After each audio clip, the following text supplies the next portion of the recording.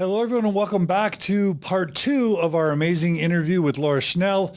I'm Dr. John DeLynn. We are here on Mormon Stories podcast, and we are joined, of course, by the amazing Kara Burrell. Hey, Kara. Sorry. I was grabbing some coffee to get ready for this part 2. Don't worry, I'm already energized from part 1. I don't need it. I'm just thirsty. No, it's great to have you, Kara. For those of you who are joining us without listening to part 1, we just spent an amazing 2.5-ish hours with Laura Shnell, or as I like to call her, Lara Marcela Garcia Gomez Bunyan de Schnell. And we had an amazing interview learning about what it's like to be, or what it was like for Laura to be born in Colombia, to be raised a Mormon in Colombia, to be baptized in Colombia, but then to have her parents divorced, to immigrate to the United States with her mom and sister. Her dad ended up staying behind.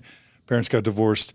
And then to be raised in Queens, New York, in a Hispanic branch or Spanish branch in the LDS Church. And then finally, and that's a really cool and important story just about immigration. And it's basically an inspiring story of courage and of strength and of not only her mom's hard work and dedication, but her and her sister's resilience, but also, to be candid, a Mormon branch that really wrapped their arms around this immigrant family and loved and supported them up until that that white returned missionary from Arizona sweeps Laura's mom off her feet, and they move to Arizona, where Laura and her sister kind of do high school in Utah South, as they call it, or Gilbert, Arizona, Chandler, Arizona, those sorts of areas, where Laura gets fully indoctrinated into kind of white and delightsome Mormon spirituality, where if she has to have the dark skin of a Lamanite, she can still have the white spirit of a white and delightsome true believing Arizona Mormon in her inner being. And that's what she seeks to develop as a super righteous Mormon girl in Arizona. She goes on to BYU and has a great experience there. And then after BYU graduates and spends some time in India, comes home and marries, finds her Mormon man, gets married in the temple.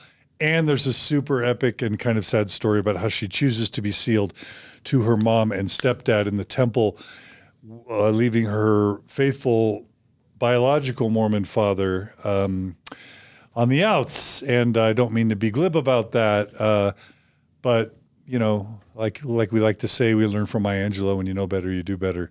But go back and, just long story short, go check out part one. It's important on so many levels.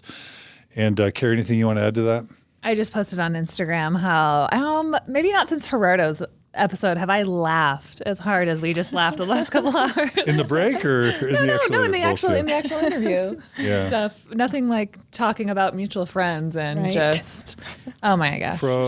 She's got some good stories. Just like her stories are really interesting too. Yeah. So that was all around just a fascinating chat. So totally ready for part 2. Let's do it. Yeah, and Laura, where we kind of left off, you had come back from India, looking into jobs, and you talk in part 1 at the end about how you saw the job table for Seminary and Institute, LDS Church Seminary and Institute. You do some student teaching, learning with the great Mark Oslid. Shout out to Mark. You become friends with Mark, and you have an interview with Boyd K. Packer's son, who is an area authority, because there's no nepotism in the Mormon Church. Wait, I'm trying not to be sarcastic. Sorry, Matt Holland. I didn't mean to insinuate that you're an area or general authority because your dad's an apostle. That's not what I was trying to do at all.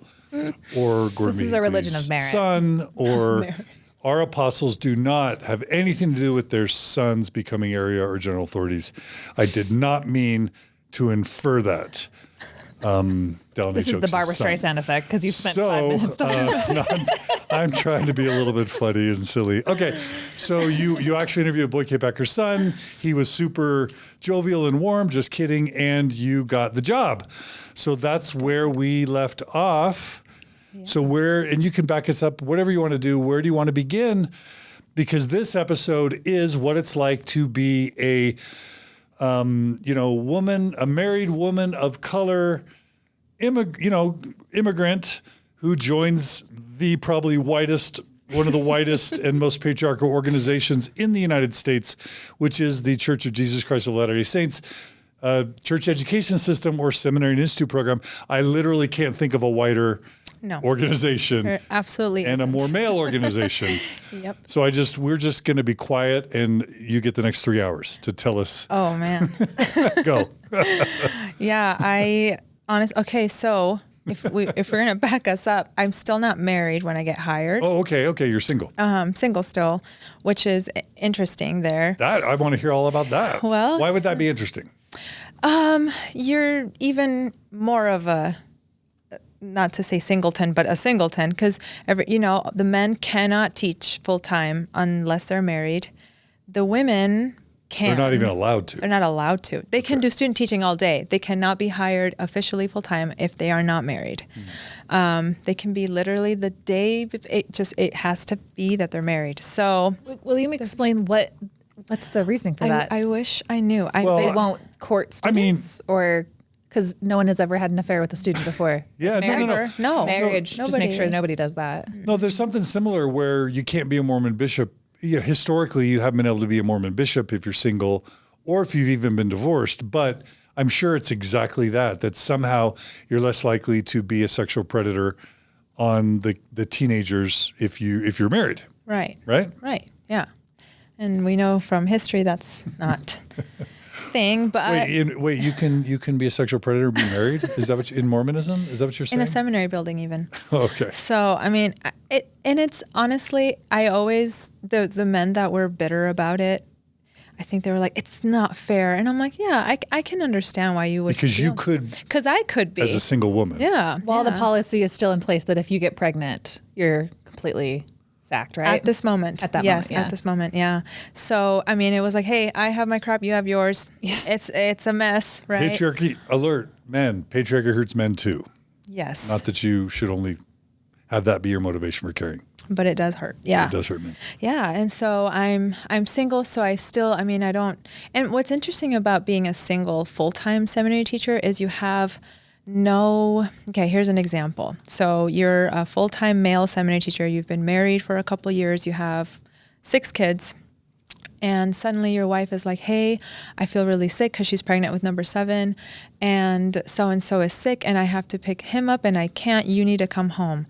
So then the seminary full-time male who's married says to the principal, hey, for the last hour, can someone spot me, or I need to find a sub, or my wife's not feeling good, I need to go home. What's my thing to go home? I mean, mental health? No. My period? No. I have to be at work all the time. So, and I'm not complaining about that. I wanted to be at work all the time. I'm just saying being single kind of puts you in a different little box for when you get certain things and when you don't get certain things. So is it less privileged, basically? Or is it mixed? I think it's mixed. Okay. Yeah, I think it's mixed. Sometimes, you get, they used to do them. I don't think they do them anymore, but these overnighters where they would rent out these cabins. And what's a pretty spot here in Utah? Just like a pretty mountainy. Something Grove. Yeah, something. Aspen Grove or something. Pleasant Grove.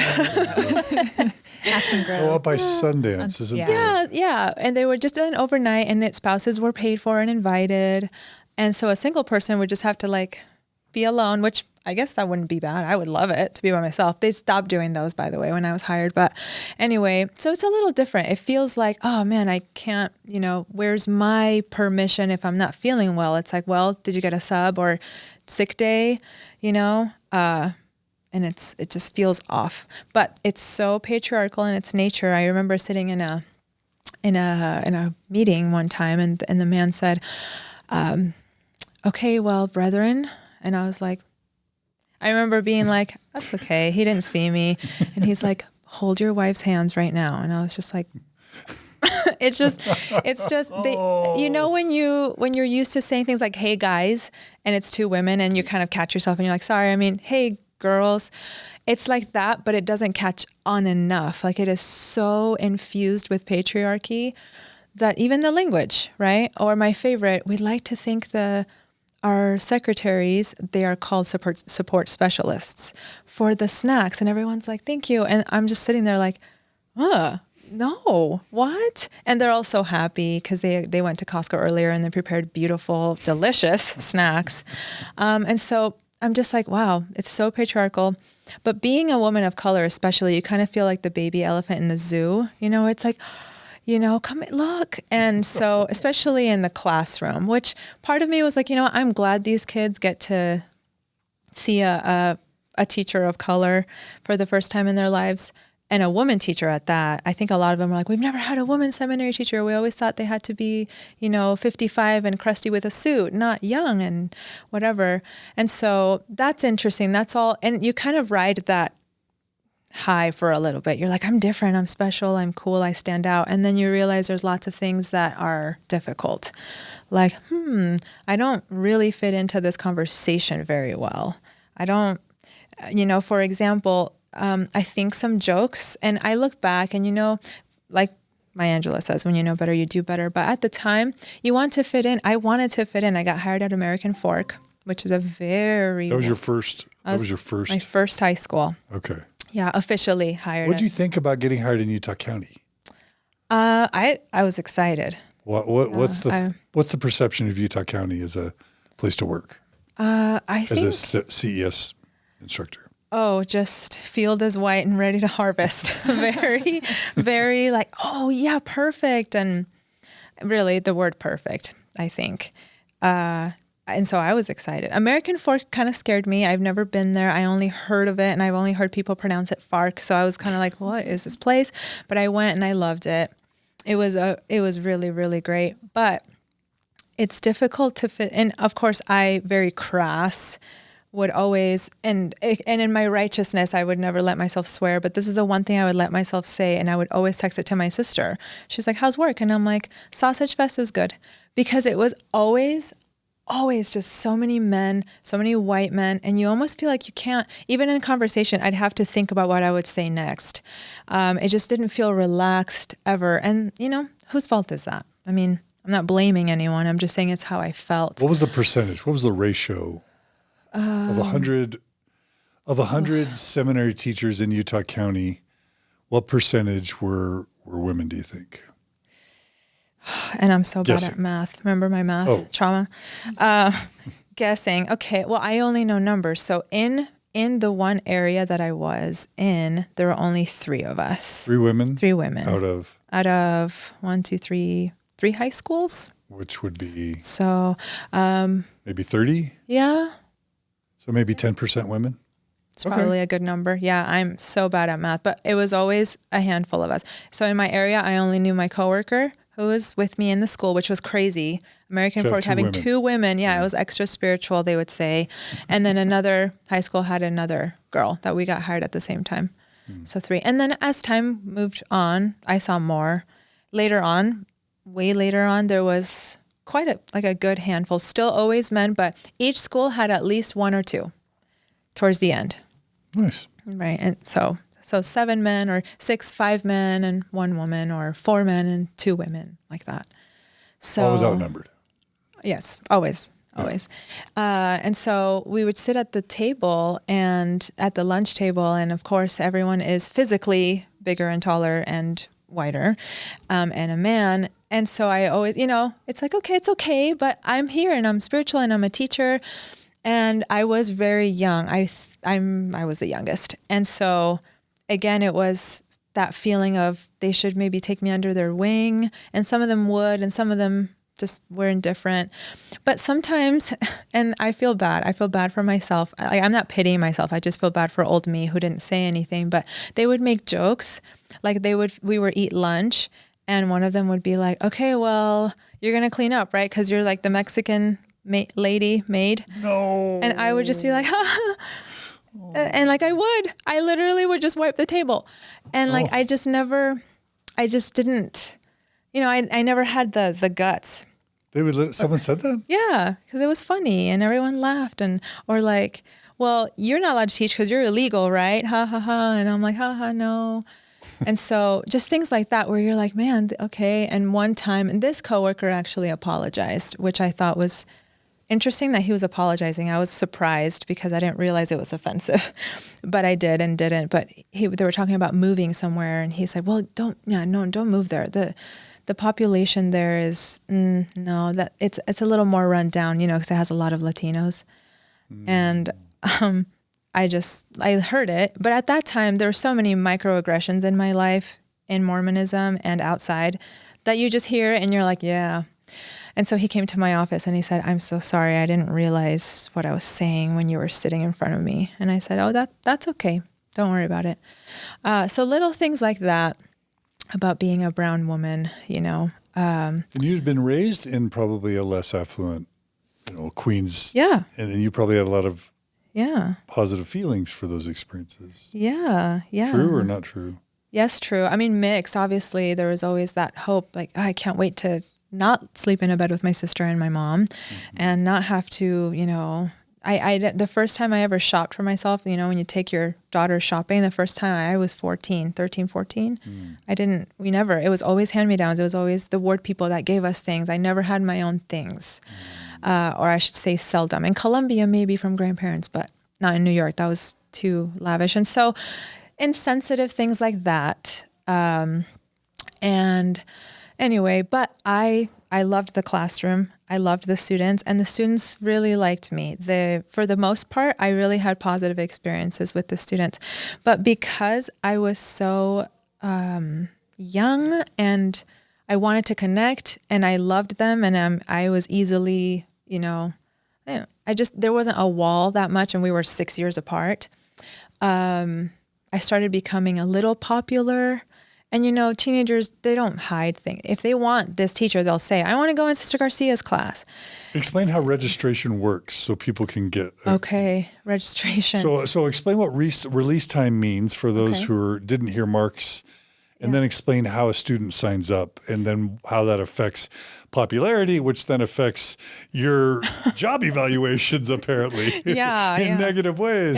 Because don't be too good. Okay, sorry. Yeah, right. Well, okay, so release time, usually the church in seminary is the church's baby, I call it, is where you go and you learn. But release time happens during the hours of the day of school. Usually. In what states? In Utah, and I might be wrong. I'm sure the comments will be, and here too. In Utah, Arizona, I believe parts of Idaho, and there's a building. Explain it all. Okay, yeah. And I'm sure there are other little parts that have pockets, but even then, like my husband actually had release time, but the teacher it was a calling. So it was technically not release time. When it's legitimate release time, it's just like a period of school. I have it 2nd hour, 3rd hour, 4th period, 5th period. And there's a little separate building that's been dedicated. So there's a public high school. There's a public high school, and across the way or behind or up the hill, there's a little building that looks like a tiny mini church, and it says Seminary, the Church of Jesus Christ of Latter-day Saints Seminary, and you go in and it carpeted walls. It's the same thing, except there's really fun young or sometimes old teachers inside, and you go into classrooms, and it's really, they make it really fun for the kids, and it's gospel. That's your curriculum. And it's a tiny bit, like I'm a little frustrated because I love education, and I'm thinking like, okay, you could take an extra physics class or an extra geography class or, auto mechanics class. And then all these kids are taking Seminary and Institute 4 years in a row as part of their high school experience. And somehow it's not, I'm ranting, it's not a violation of church and state to have a religious building literally adjacent to the high school, and then have those courses integrated into the electives options for public high schools. Okay, rant over. I'm sorry. I'm going to stand up for seminary, though, because it is so good when you're a teenager and you get to go. You did this, right? What? Release time seminary? Yeah, I went to Timpview. I want to know who your teachers were. One of them was named Brother Fletcher. I have a story about him pushing a crown of thorns into my head until he made me cry. And his son was the BYU groper, but that's the most interesting story I have to tell there.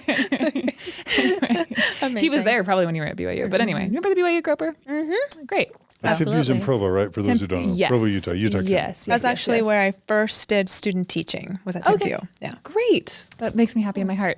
No, but I will stand up for seminary just because it feels really good when you are a teenager that's just feeling beaten down by your classwork and the unhallowed halls of your high school to go to a dedicated building that feels like the second you walk in, it has the spirit there, and you're just told that God loves you for an hour a day. And the water fountains always have the best water, and you just nice feel and cold. Yeah, you just feel like you're like literally going to a better, higher elevation. No pun intended, because Tim Fuse is on the top of the mountain. Mm-hmm. You have to hike up to it to go. Mm-hmm. But anyway, no, it just feels like you're going into an elevated space spiritually away from the high school. So I loved seminary. I loved it with all my heart. And I totally get the opinion that John's going for. You could be doing a lot of other things, but when you're a Mormon teenager, seminary was a really special time that recalibrated me for the rest of the day. And to be clear, I grew up in Texas, so we didn't have release time, and I was thrilled to wake up at 5 or 5:30 and drive 30 minutes to the chapel to sit in seminary from 6 to 7 with the volunteer teacher, and I loved it. So I get it. I thought you were being sarcastic. You're serious? I loved seminary. Good. I was seminary president, and I loved it. Oh, but I'm just a little salty now. So forgive me. Thank you, Kara, for representing our believing listeners and my prior self, basically.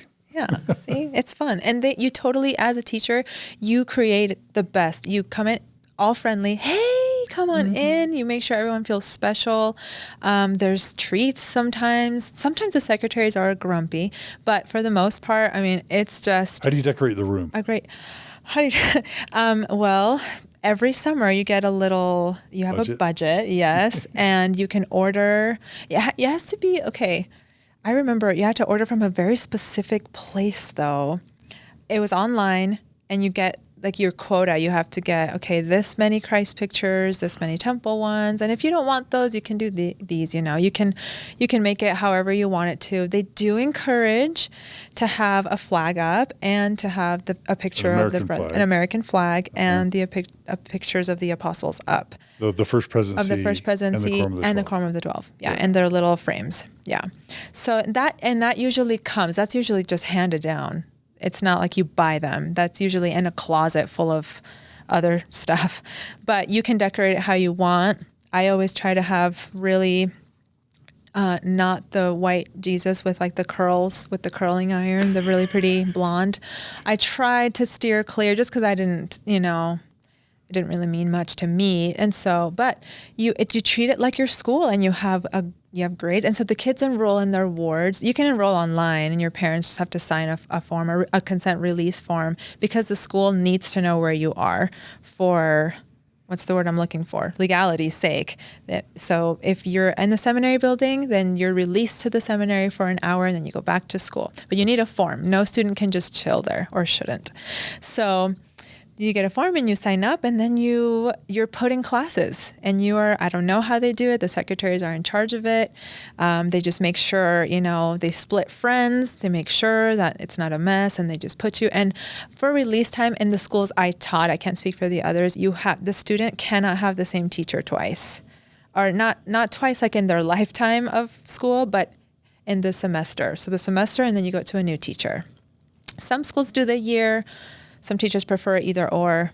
But anyway, that became a problem for me, and I'm sure for people like Mark, where the kids are like, no, semester 2, we want you again. And so they can only have you once per year, is that right? Well, yeah, like if they make the rounds, they will only have each teacher once. In 4 years? Because if there's enough teachers, yeah. Okay. You might, maybe your senior year, have it again if you had your freshman year, but for the most part. You're supposed to spread it out. Yeah, spread it out. Yeah, and you can make claims. If your parents call in and beg, maybe. So. And what would be the logic for a parent begging? She won't come to seminary if she's not in her class. Okay. She really struggled, and she needs to be in her class. She really did well last semester. She needs to be in that class. Had a connection with this. Yeah. Okay. She really helped her go back to church, whatever. Okay. So usually it's up to the principal. But anyway, so my principal started getting worried, and he pulled me aside, and he said, and when you say principal, not of the high school. Not of the high school, a seminary principal. So the leadership structure is? Yes, the leadership structure is male as well. And they're called a principal? And they're called a principal. Yeah, the seminary principal. Although in 2016, maybe 2015, there was a first female principal. And I remember everyone was like, can she? And it's like, yes, because it is not a priesthood calling. It's just, your job. So anyway, and principals do less teaching, more administration. And so a principal's over about how many teachers approximately? Average, I want to say 7. Okay. 7 or 8, okay. maybe. Yeah. Bigger class, bigger schools. Leader. Basically zone leader in the mission. Pretty much. And you're in charge of making sure your teachers, just like a principal, an administrator. So my principal pulled me aside and he said, hey, just remember, this is the gospel of Jesus Christ, not the gospel of Laura Garcia. And what went into that? What was behind that? Well, that the kid, more and more kids, especially girls, are like, I want to be in her class again. I want to be in her class. I feel comfortable. It's not a man, a big, tall, scary man, and I'm a 15-year-old girl. So I don't know. For some reason, some girls felt really comfortable with me. Not all. I'm not saying all students wanted me again, but the few did. And so he was really wary. And he was like, "You're just don't let this get to your head. Like, you're becoming popular, and that's just not good." And so I remember thinking, like, okay, I got to rein it back. Maybe be less loving. Okay, maybe harder on grades. Maybe like I remember thinking, what could I do? How do I be? I just thought of a great TikTok I gotta make of all the brethren taking Jesus Christ, being like, people are loving you too much. You got to be less loving. Dial it down, Jesus Christ. Maybe harsher grades. Yeah. Be mean, be harsh. What? Yeah. And sometimes, there is value in that. Sometimes the kids, after school, they want to talk to you, and it's 4:00, and I liked it because I was single. It's not like I had to, but, sometimes there is a boundary where you're like, hey, I'm a human. I need to go home. So I understood maybe sometimes where to draw the boundary, where student-teacher relationship, but he made it seem like I was purposely gathering all my cool disciples, and I wasn't. Your power, your power in priesthoods. Yeah, my power. Like Satan in the temple. Yeah. Today is the day of my seminary power. Exactly, and I have like a black ring. Yeah, I just, and so it felt a little deflating because that was my first year, and I was doing well, but I had difficult classes, of course. But anyway, then in 2014. The rule changes, and you don't have to be, you can be pregnant, you can have kids. And so I remember feeling the weight off. I was like, oh, good. So now. Wait, what was the rule before? The policy was if a woman was married in a seminary and a full-time seminary teacher, and if she became pregnant, she would be terminated. And now I don't know if it was terminated immediately. I don't think so. Perhaps at the end of the pregnancy, maybe if she would quit, that she would get it. I'm not sure. That was just the rule. Through 2014. Through 2014. Yeah. And so when that was lifted, I remember. What else happened in 2014? I'm just curious. Like, what else? Well, let's see. 2013, 2014. I don't know. Do you want to say it, or do you want me to? You can. Okay. Yeah. 2013. He just Kate Kelly. 2013. Kate Kelly and I receive our letters that we're going to get excommunicated because 2012 to 2013, not only was there Wear Pants to Church Day, and Feminist Mormon Housewives blog was raging, but then Kate Kelly did the Ordained Women, and the whole Ordained Women board sort of led the Ordained movement, where they're like marching on the church. Fast forward 2 years later, there's a magical announcement at the Seminary Institute, buildings regarding women, right?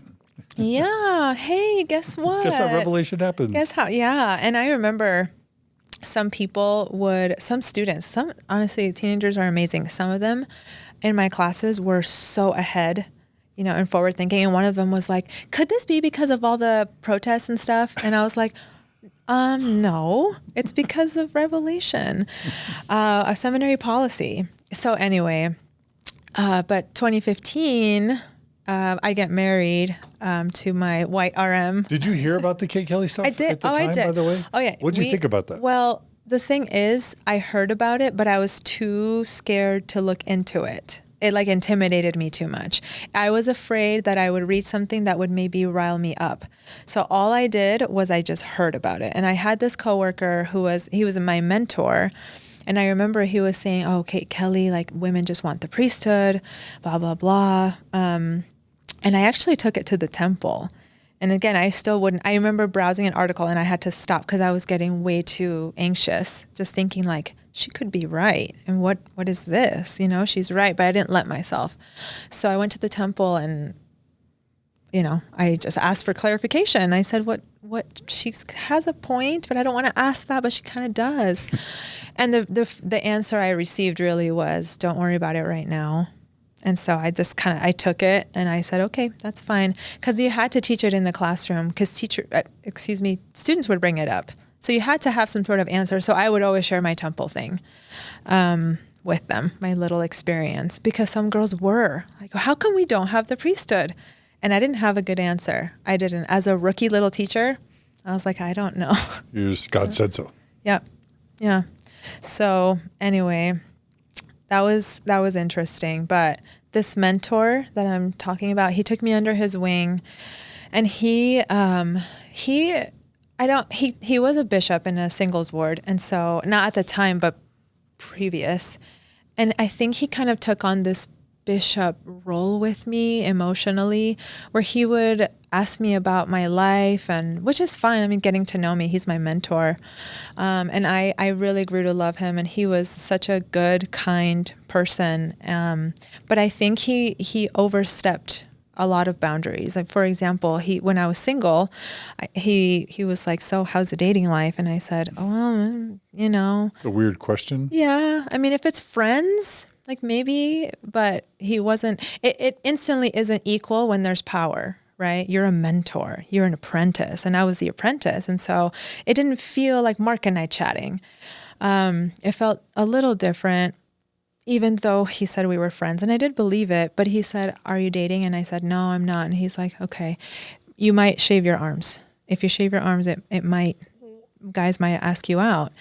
And I remember being like, oh, okay. And he's like, I gave advice like this all the time. Sometimes girls need to get better and look more attractive, and it'll help. And I remember being like, okay. But then luckily I met my husband, and he loved my hairy arms. And so I didn't have to do that. But little things like that, where I just, as a young female woman of color seminary teacher, I just felt like I didn't really have a place or really a voice, where I feel like now, I would be like, what do you mean shave my arms? What's that supposed to mean? That I'm supposed to, but back then I was just like, oh, okay. And then when we were engaged and he took the liberty to give me sex advice, unprecedented. Do you mind sharing what he said? Yeah. And amongst a host of little things here and there, I remember the one thing I remember vividly is he said, if your husband asks for sex, you need to give it to him, as many times. And I remember being like, oh, well, how come if sometimes you're not in the mood or something? And he was like, it's okay. You can work it out. You can, whatever, but just don't try not to say no type of an idea, which is incredibly inappropriate. That is not a work relationship, especially when there's power involved. It just looking back, I can see a lot of things, but he was someone I trusted. He was someone I really cared about, someone who really showed me the ropes of seminary, who would help me, give me great advice, very knowledgeable about the gospel, and I regard him with good feelings. It's just, I think he's also a victim of patriarchy, where he felt the need to do that. That was his role. Anyway, and he had me bear my testimony once in the middle of a meeting. He was like, hey, I'm giving a lesson about the Book of Mormon. Can you bear your testimony, since you're a direct descendant of the righteous Lamanites? Just bear your testimony of the Book of Mormon, and I know the Spirit's going to come in the room. And so I remember it was very mechanical, and I just, hi, I'd like to bear my testimony of the Book of Mormon as a descendant of the Lamanites. I didn't really know. And I think he was waiting for this power, and maybe he felt it. I just remember being just used. Again, you love the Book of Mormon. Yeah, right? I loved it. So I was happy, but I still felt even then like, okay, I'll just do this simply because I'm a Lamanite, I guess. Was it tokenized? Is that? Yeah. Very tokenized. Yeah. But again, so much good mixed into it. It just becomes a gray muddle of thing. Because the good was what? Because the good was he was kind, and they respected me. At least I think, where I felt like, hey, where I felt valued. You're such a, and some of them were so kind. You're such a good teacher. Do you need help? Do you need lesson ideas? So many. One of them, the seminary, you only get so many vacation days, and you can't take them during school. They have to be in the summer. You work through the summer, by the way. You work every day in the summer, 9 to 5 every day, 8 hours. And I did not do well with that. But I was going to go on my honeymoon and they were going to not let me. They were going to say, nope, because you're getting married in September. That's not summer, so you don't get a honeymoon.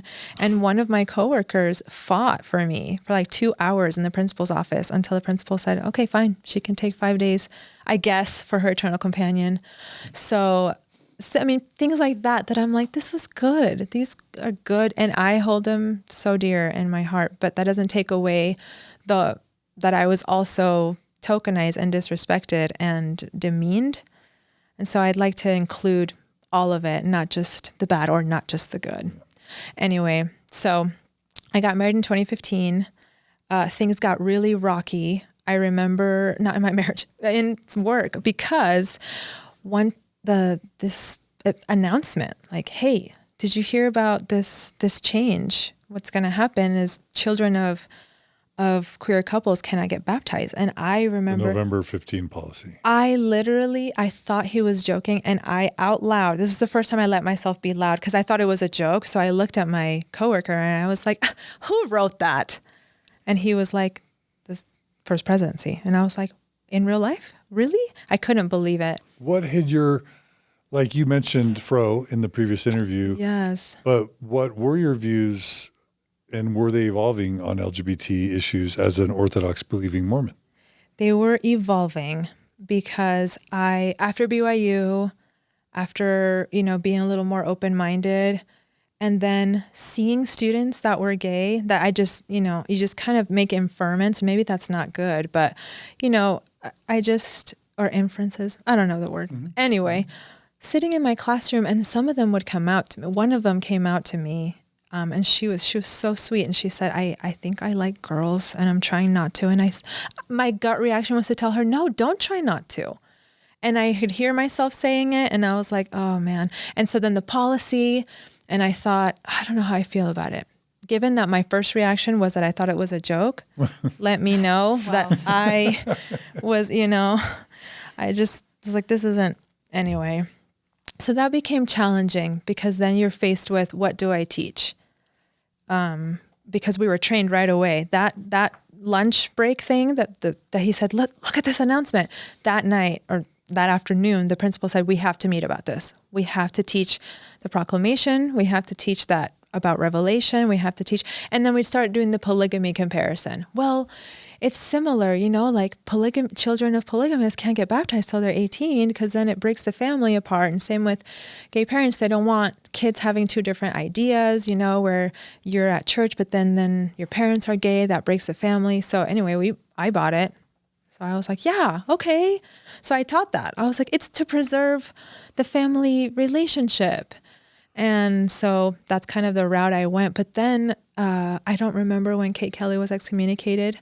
2014. Okay. It was 14 when she was excommunicated. Okay. So 15, we were talking about all of that and the uproar. And I was in 15. I don't know if you'd even heard of Mormon stories. Oh, I did. Okay. I did, because that same mentor, he said, and John DeLynn was excommunicated. And I said, who's John DeLynn? And he said, he's just an enemy to us. And I was like, oh, really? And I remember being so scared. So ever since then, I was like, John DeLynn. And so this is just a hilarious full circle. But, we were told, like, make sure you teach the kids to be careful, to avoid going down these rabbit holes of, these ex-Mormon people who are teaching that women should have the priesthood and that we should fight for it, and et cetera. Would that mean that in a American Fork High School seminary class, you would say, stay away from ordained women, or stay away from Kate Kelly, or stay away from podcasts, or stay away from Mormon Stories or John DeLynn? Or would you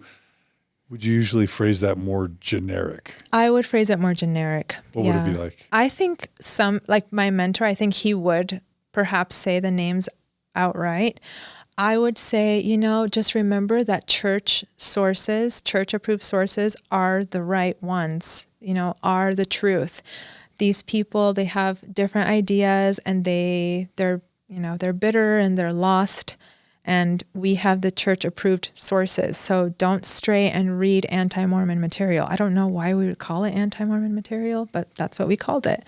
And so we were trained to please instill faith. And so...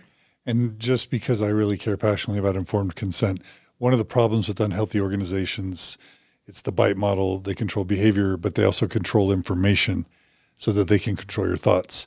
And any organization that says, stay away from critics of the organization, stay away from learning from unapproved sources, that is a red flag.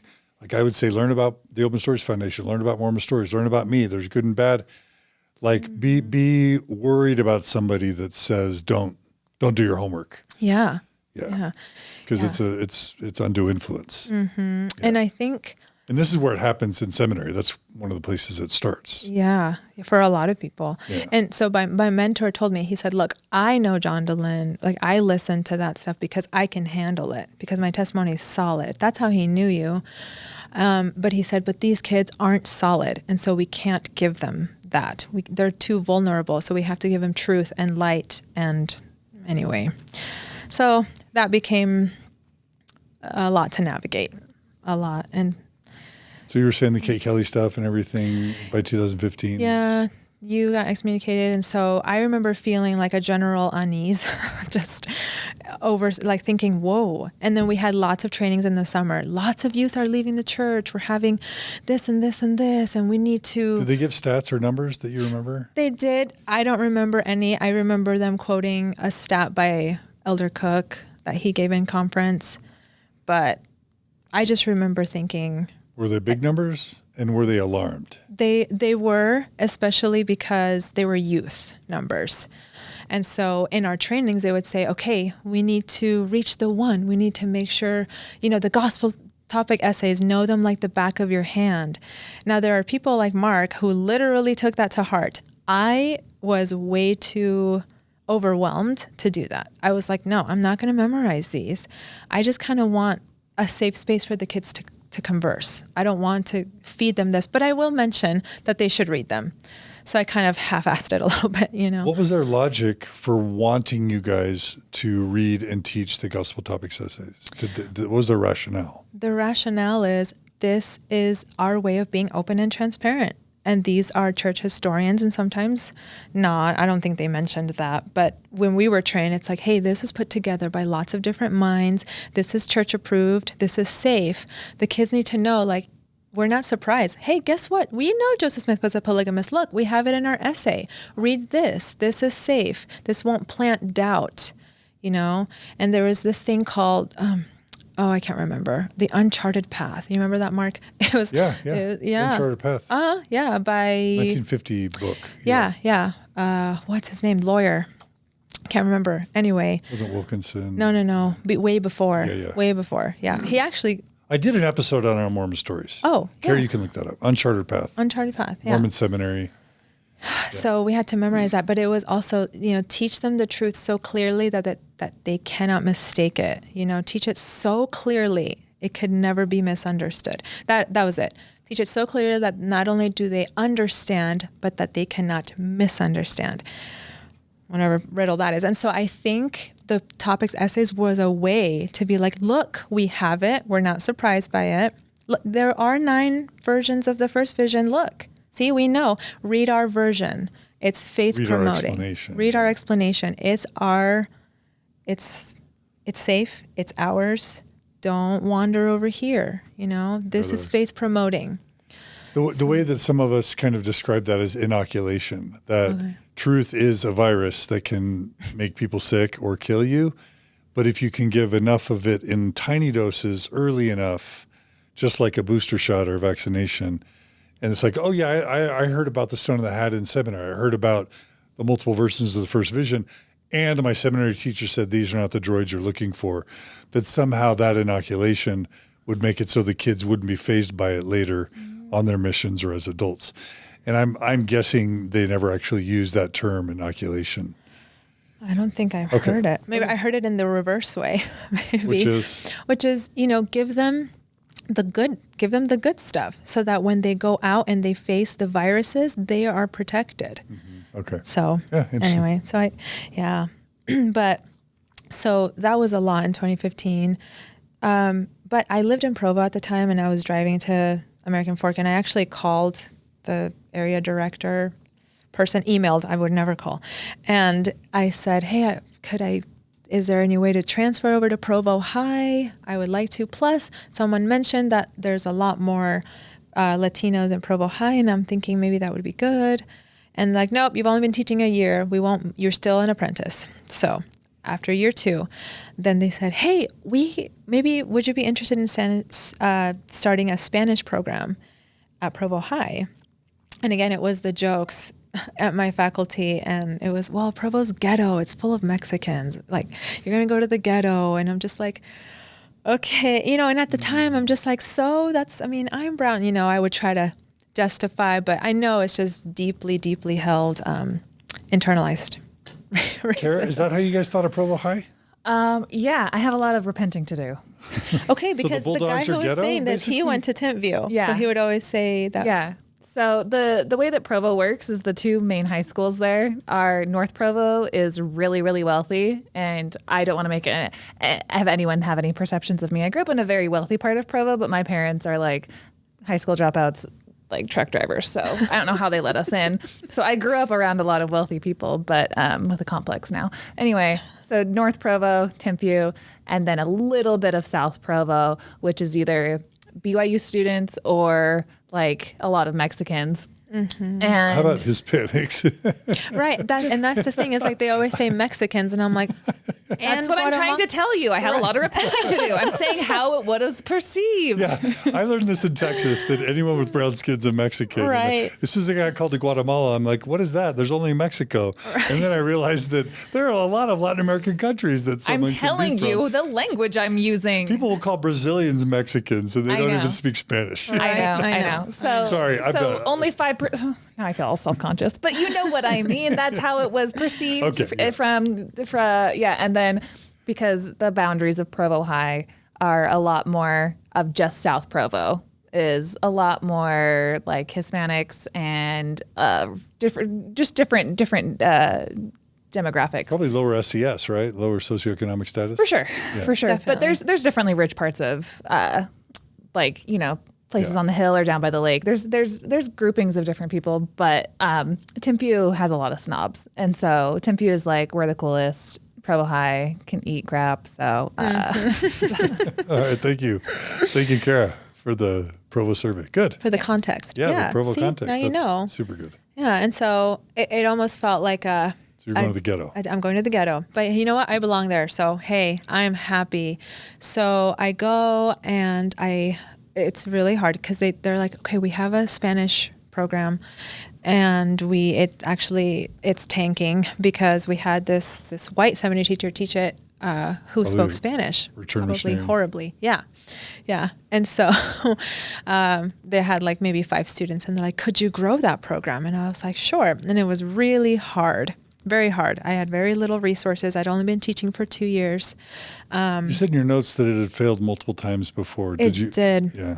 Yeah, I was told they started it maybe 10 years prior. And again, it was like a disconnect with the language. But what was weird is one of the teacher that attempted to teach this class, he told 4 years prior, me coming, he told one of the little freshman boys, he said, look, I promise you, this class will take off. One day, a young 27-year-old Latina is going to come in and teach it. Okay. I promise. And this little boy was like, sure. And then 4 years later, he's a senior, and I walk in, I'm like, hi, I'm your Spanish teacher. And he just couldn't believe it. I was 27. The prophecy. And so he was like, it was a yeah, he was just freaking out. But anyway, and there's no way he wouldn't have known that 4 years prior. I wasn't even in the system. Church is true. I'm going back. Church, yep, there it is. So anyway, so it was kind of special to feel like I belonged there. We grew it over time. It was hard work. Lots of Venezuelan. It was in the midst of the Venezuelan crisis, one of the many, and just lots of Venezuelans, many Mexicans, not any Colombians actually, but different countries, Ecuador, Central America, so many beautiful, amazing, not strong in the gospel in any way. at all. So the lessons shifted entirely. And so it was a little hard because there was privilege. Now I understood privilege in a different way. There's church privilege where these like white kids are getting pizza parties for memorizing the scripture masteries, which changed, by the way. And my Latin kids are like, scripture mastery, I don't have time to memorize this. Teach us about Jesus. Like they're just genuine. Most of them weren't even active. They were just like, our friends told us to come because this would be fun. And I think all of them, I will say all of them have Catholic roots. We all do. We have Catholic roots. And so being in seminary kind of feels like, cool, this is... So these aren't necessarily Latin Americans that come to Provo or to Utah because they're Mormon. They may just come here because they need jobs and this is where they come. Yeah, a lot of them are, but a lot of them, it's just where they come. Okay. Yeah. And anyway, so I had a couple incidents. One of them is I started feeling like my classroom was feeling too white for them. And I just felt like... Meaning what? I have a picture of 15 white old guys on the wall. And some of these students aren't... they're not Mormon. And so they're just like, what is this? And I have to explain. And so I decide, maybe in the summer I'll take them down or maybe I'll leave them up. And all these decisions. But the flag, the American flag, was in my classroom and we would pledge allegiance to it every day in the morning. And for some reason, I just didn't feel, I don't know. I think maybe I was projecting. Perhaps my immigrant little self was like, you know what? No, I don't want this classroom to feel like an American classroom. I want it to feel like a warm, neutral Jesus classroom. This is about Jesus, not the American flag. And I was like pretty set on that. So I took it down and I put another picture of Jesus on there because that's what I was teaching and that was my motive. A darker Jesus? Yes, definitely a darker Jesus. Yes. Not the ones as cool as Mark always found the cool ones, but I found the ones that they provided that were cooler looking. And my principal was really worried about that. And there was already a couple of, in seminary, you have to fit in. It's the church's baby. So if the church sometimes gets strict with fitting in, seminary is way stricter. Like with dress, they would tell us, you need to dress like the general authorities' wives. And I'm just like, I need to look like Kathleen Eyring? No. Like, she's 85 and, it just didn't. But they would say you need to be, your hair cannot be extreme. And I remember always being like, I can't wear my hair down. That's extreme. And little things. And I had henna because I went to India and I love henna. And so I had it. Is that temporary or more permanent? It's 6 weeks-ish. Okay. And my principal was like, I don't know if this is a sin from high school or what, but and I was like, no, it's just henna. It's mud. And he was like, okay, just remember we're in a fishbowl. So that fishbowl, everyone's watching you. You're the example. You're the poster kid of seminary. So don't do anything stupid. And so I already kind of had those things on my... Was there an earring thing at all? No. I had a cuff once, the ones that you just take off. And same thing. He was like, is that? And I'm like, oh, it's a cuff. And I took it off and just remember, fishbowl. We avoid the appearance of evil. So, and I got my second piercing actually in seminary, but it was towards the end. But anyway, so I know, so racy, a second piercing, but I took the flag down and he pulled me aside and he said, why did you do that? And I just expressed, I want my students to feel comfortable. I don't feel comfortable with the flag here. I don't have any problems with the flag. It's just in my classroom with my immigrant students, I just don't want it here. That's all. I wasn't trying to hurt anybody's feelings. And he took it very personally. And he said, this is like the flag and the pledge and everything. It's like what Captain Moroni raised, the title of liberty. And I was like, oh, okay. And he was like, it's just inappropriate. So I need the flag to go back up. Ironically enough, I tried to put it back up and then I did really accidentally drop it. And so the glass shattered, so I couldn't. And I was like, I tried, I promise, but I broke it. It totally accidental, but. Is that a metaphor? So things like, seriously, things like that I just didn't, I felt uncomfortable and I tried to push my way, but I was I was more willing to be like, okay, I'll do it. I didn't fight. I didn't want to fight. I didn't want to get fired. So then if I couldn't show it, so if I had to put up the flag, then that means I would double down in my classroom with how open I was with things with my students. About like if my immigrant students came and they wanted to talk about how they were so stressed out about the government or anything, I let them. I said, go vent. I didn't, I let them vent and I let them feel safe. And I said, like anti-immigrant sentiment. Yeah. Anti-immigrant sentiment, feeling like white people were racist. Especially sometimes at Provo, we have sometimes some kids that just didn't grow up around people of color. And so they say really insensitive things about immigrants. And so anyway, that was kind of my experience as I tried really hard to make it a safe space. I eventually did take some of the apostles down, but I would put them back up if I knew I was being observed. I never wanted to be a rebel. Very opposite. Why? Why did I put him back up? Why did you take him down? Because one time I gave a lesson about how, and this was after I'd been thinking about some things, about how sometimes the general authorities are wrong on things.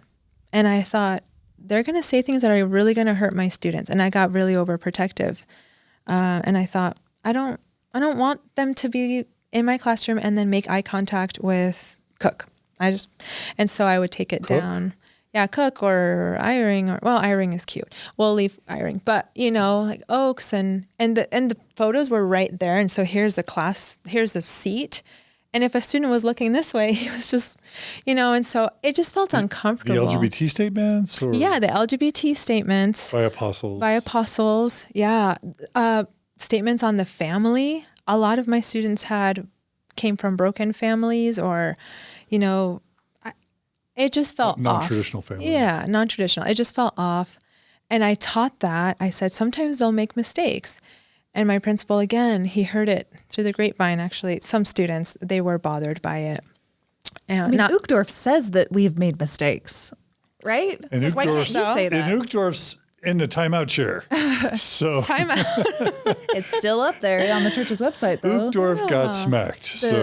And to be quite frank, there are some leaders in the past who have made mistakes. And now he's no longer in the first presidency. That's just a coincidence. But I'm trying to say that, if he says that, there's no reason a seminary teacher can't say that. Uh-huh. And the reason why my principal said that I couldn't, again, you're instilling doubt.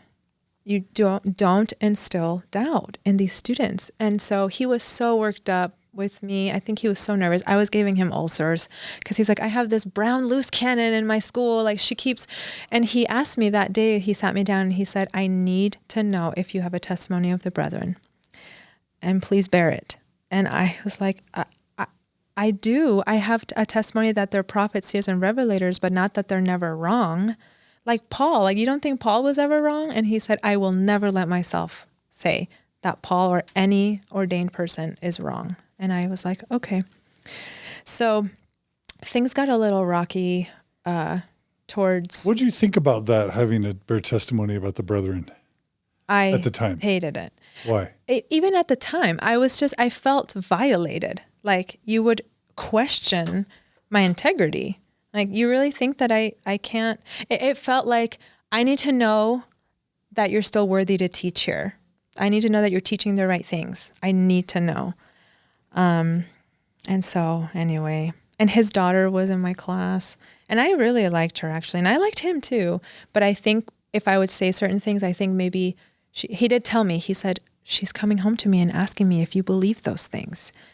And I was like, I do. And that's when he said, I need to know that you have a testimony of the brethren, please. So was he basically saying any criticism is not acceptable? Absolutely. Not acceptable in the least.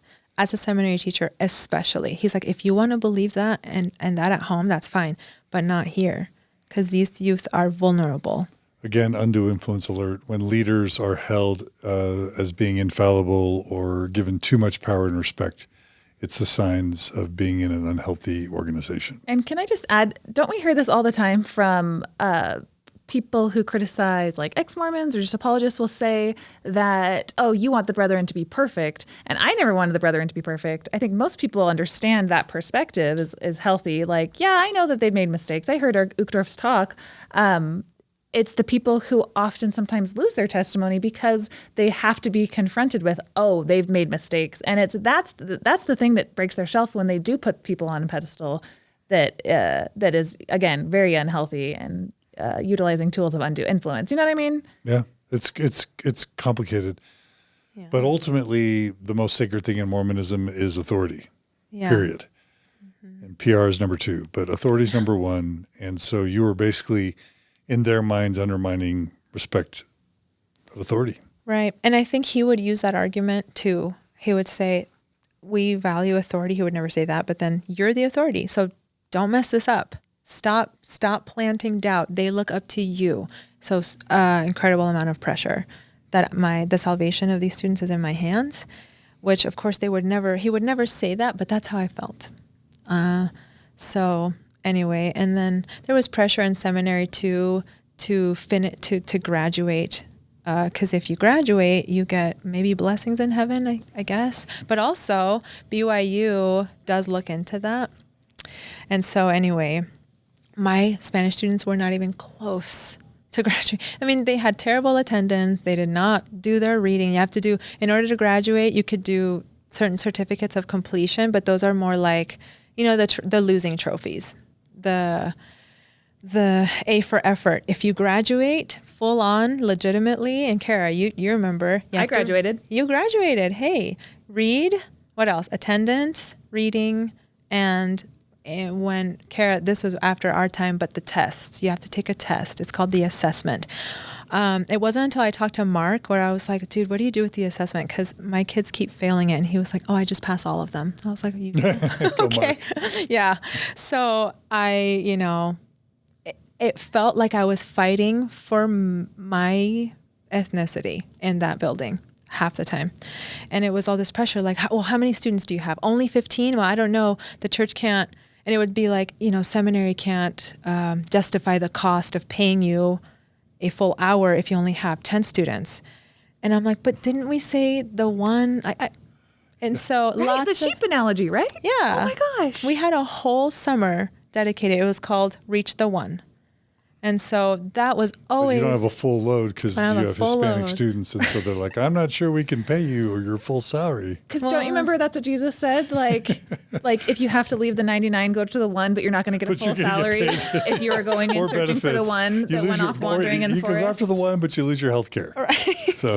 Don't you remember that old scripture? Uh-huh. Right. Because they are tightwads too over there in the LDS Church. That actually really breaks my heart. Because they're broke. Because they don't have money. Yeah. It's the widow's mite. I'm kidding. We're being really sarcastic. Let's get back on the rails, Kara. If that gets back to the kids that, like, for some reason the church wants to end this program because not enough people are attending, and you're like, okay, like I was really vibing. I'm sure that probably happened time after time. Kids are really vibing in your class or other Spanish programs, but it's not financially feasible because it was paying me to... No, seriously, a church with the name of Jesus... That's really unfortunate. Shouldn't care if there's only a partial load in a class of brown people, of immigrants. It should be like, that's exciting. That's where the gospel is most meant to be. So it's kind of weird they were threatening you with... partial salary or benefits. I mean, I wish that threat would have maybe felt better. At the time it was, we will cancel your class. You will not teach it. So all those kids who signed up, I would have to turn around and say, go take a class in school or you're not allowed to take it. And so I actually did tell them because I said, guys, they're going to close our class. We need to bring more. And in a matter of 2 years, we had 2 full classes. So that was good. We started with 9, and then we ended with 2 classes of 20-something. 1 class of 30, 1 class of maybe 19. So you grew it, 20. Just to put a fine point on it, you grew it from? 9. To what's like 33 plus 19. Yeah, it's 52. That's really, I actually just had a moment where I forgot that I was an ex-Mormon for a second because I was like, that's so good. Oh, I'm so happy that there's people learning about a religion in their release time that I actually don't believe in anymore. So I'm like, I guess I'm pretty nuanced right now. There you go. I'm actually happy that program succeeded for a religion that I don't technically believe in right now. But that's massive growth. I mean, that is a major accomplishment you quintupled or even more than quintupled the attendance in those classes. That's a major accomplishment. Thank you. You know what? And I don't take all the credit. It was the kids. I mean, it was half me and then half them being like, let's grow this. This is a great place. And some of them, Kara, actually weren't even members. They just liked coming because it was fun. Yeah. Didn't Mark say that too? Yeah. They feel loved. We laugh. Sure, they have to sit through a lesson on some weird story they've never heard of. And that's it. And they participate. I had one kid, he was like, for 3 years he came. And he got baptized in the end. I don't think he's active anymore, but he was like, I like this class. I like how I feel. And so, I mean, it was so worth it. It was so worth it for me. And so beautiful. Anyway, yeah. And it was fun. And and a lot of times they would say, some of them, and a lot of them spoke English. It's not like they were all only Spanish speakers. A lot of them spoke English. A lot of them were like me. A lot of them were born here. And they said, we finally feel like we fit in a church setting. And I was like, okay, that if I could do it just for that, for you to not feel how I have felt in white wards before, even though it's good, you still feel out, for them to feel like that, all in for me. And so that was great. Was it this is obvious. Was it in Spanish or English? Spanish. Okay. It was all in Spanish. All in Spanish. Yeah. And of course we spoke Spanglish a lot. And it was really fun, but. So if the world is as it should be, you were a legend amongst your CES peers. Like, this woman quintupled the enrollment in their from one class of like 6 to like 52. You were a legend, and everybody would like part ways when you walked down the hall because they respected you. I do that when she walked in today. I know. That's what I'm saying. So how were you? Did you feel that reverence and respect from your peers and supervisors? Yes and no. Okay. Yes, when it came to look what we're doing and this, and then no, because it was like, that's normal. We grow. That's what we're trying to grow. And it was always focused on growth. That's what we expected. And that's what we expected. But for the most part, lots of gracious coworkers that were really excited, excited. And even so much so that it was funny. They started, what is it? Not discriminating, profiling their roles. They're like, hey, I have a Rosa Gomez. She could be in your class. And I'm like, well, you have to let them choose. You can't just go by their names. So sometimes they would feel so, they're like, yeah, we want to keep, growing and helping. So it was good. But I was the only full-time, release time Spanish-speaking teacher in the entire system, in the entire history of the system. Look, worldwide? Yeah. What? Yeah, because anywhere else it's release time and it's calling. I was fully employed, full-time, and it was a release time seminary in Spanish.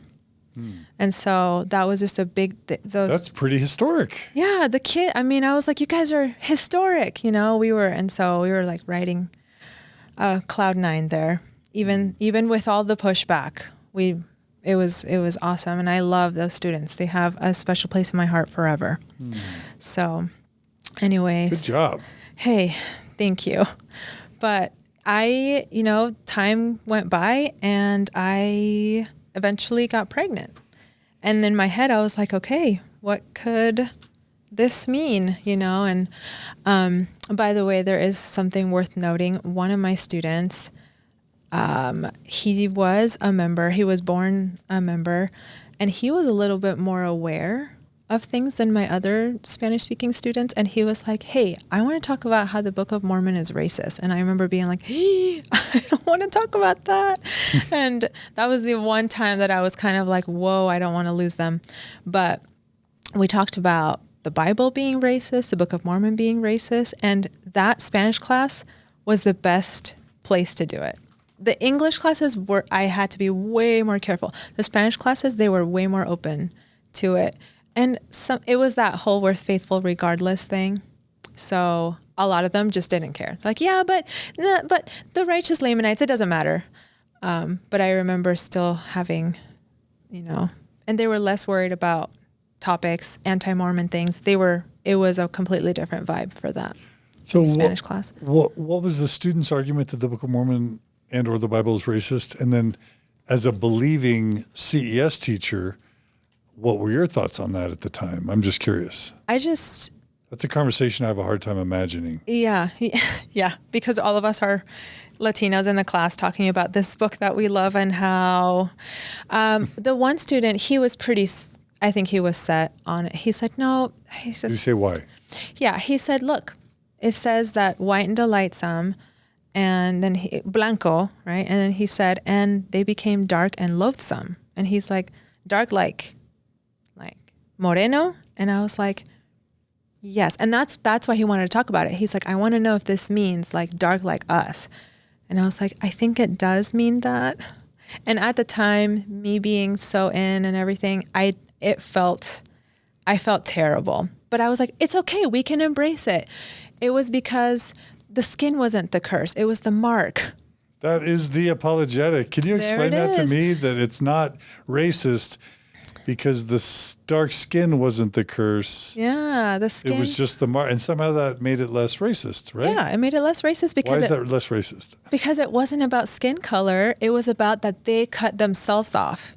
It wasn't that they were cut off because they were brown. It was that they cut themselves off because they were disobedient. So that's what makes them dark and loathsome. They happen to have brown skin too. So that's kind of... By the way, that's blame reversal. Whenever a high demand religion or institution puts something bad happens in the context of the religion and the blame is put back on the member, it's a red flag, sign of blame reversal. Yeah. So anyway, so that felt off, definitely. That you were given that explanation? Yeah. You didn't buy it even as you were given it? No, I did buy it, but it still doesn't feel, you don't have words. You just have the feelings, and you're like, this feels, you can't shake it. But your words and then logic, you're like, yeah, but the skin is not the curse. And we're all looking at each other with our brown skin and smiling. And you call each other Lamanites.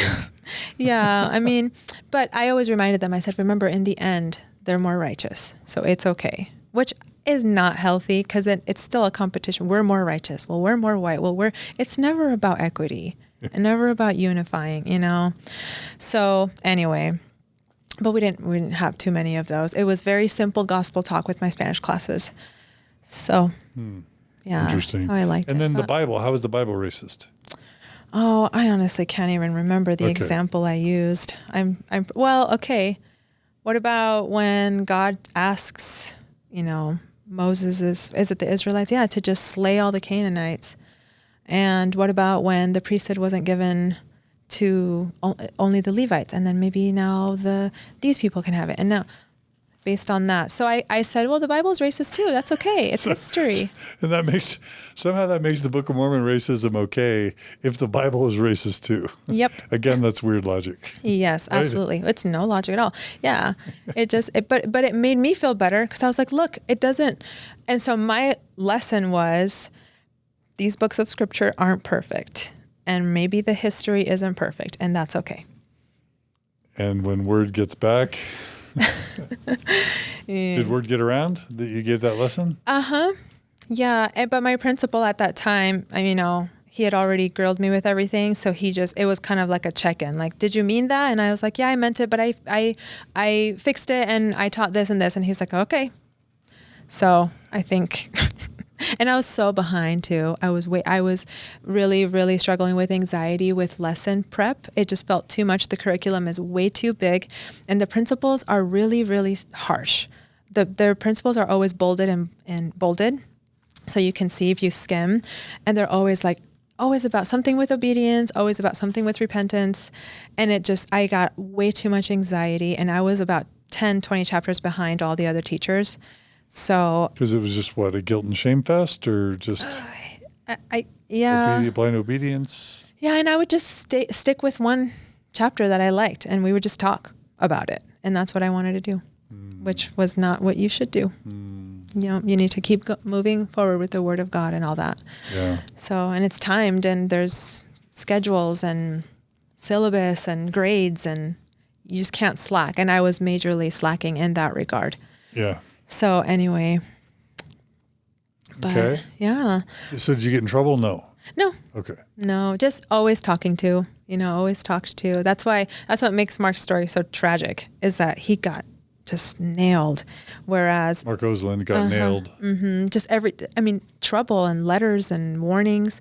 I think for me, I don't know if maybe I was too much of a commodity, with the Spanish class, but also I didn't push. If I was told something, I went home and babbled about it, but I was like, okay. You back down? Yeah. Yeah. I didn't want to lose my job. I didn't want to be a red flag. Mm-hmm. So I think that asking me about my testimony of the brethren really put me in my place. And so anyway, but I had to decide if I was going to keep teaching because I was pregnant. I got pregnant in 2017 and there wasn't anything set in place. And so everything was kind of up in the air. I couldn't figure it out. I worked all the way clear until I gave birth, like 5 days prior. But while I was pregnant, there were some incidents too. And I remember the strictness of seminary really got to me. And for example, they had changed the rule that winter that you could wear pants. And I was so excited. I was like, finally, it's winter in Provo. And so I wore pants and I was loving it. And my coworkers were wearing pants. The two other girls, one part-time and one full-time like me. And this guy from BYU, I think he was a pre-service guy. He came to visit Provo for some reason. And then he left and my principal called us women into his office and he said, hey, today we had someone from BYU come visit. He mentioned that the sister's pants are too tight. And I just need to call your attention that you need to be more appropriate with your dress. And I was like maybe 15 weeks pregnant. And I remember just being so angry in that office. I didn't really know what to do really. So I was just really mad. And were you, I'll just have to ask, were you wearing extra tight pants to turn on the seminary students? Absolutely or to be hot, not. Or to be hot to your seminary students? Never. No. Yeah. My pregnant self. Yeah. Never. What are they thinking? I don't know. And it was really inappropriate. And I felt that was towards the end there, and I was pregnant. So I knew, I'm like, okay, my full-time teaching is coming to an end and my patients too. Because you're pregnant. Because you didn't want to teach. Yeah. Cause I thought, I don't know if I want to teach full-time. Okay. I'm not sure.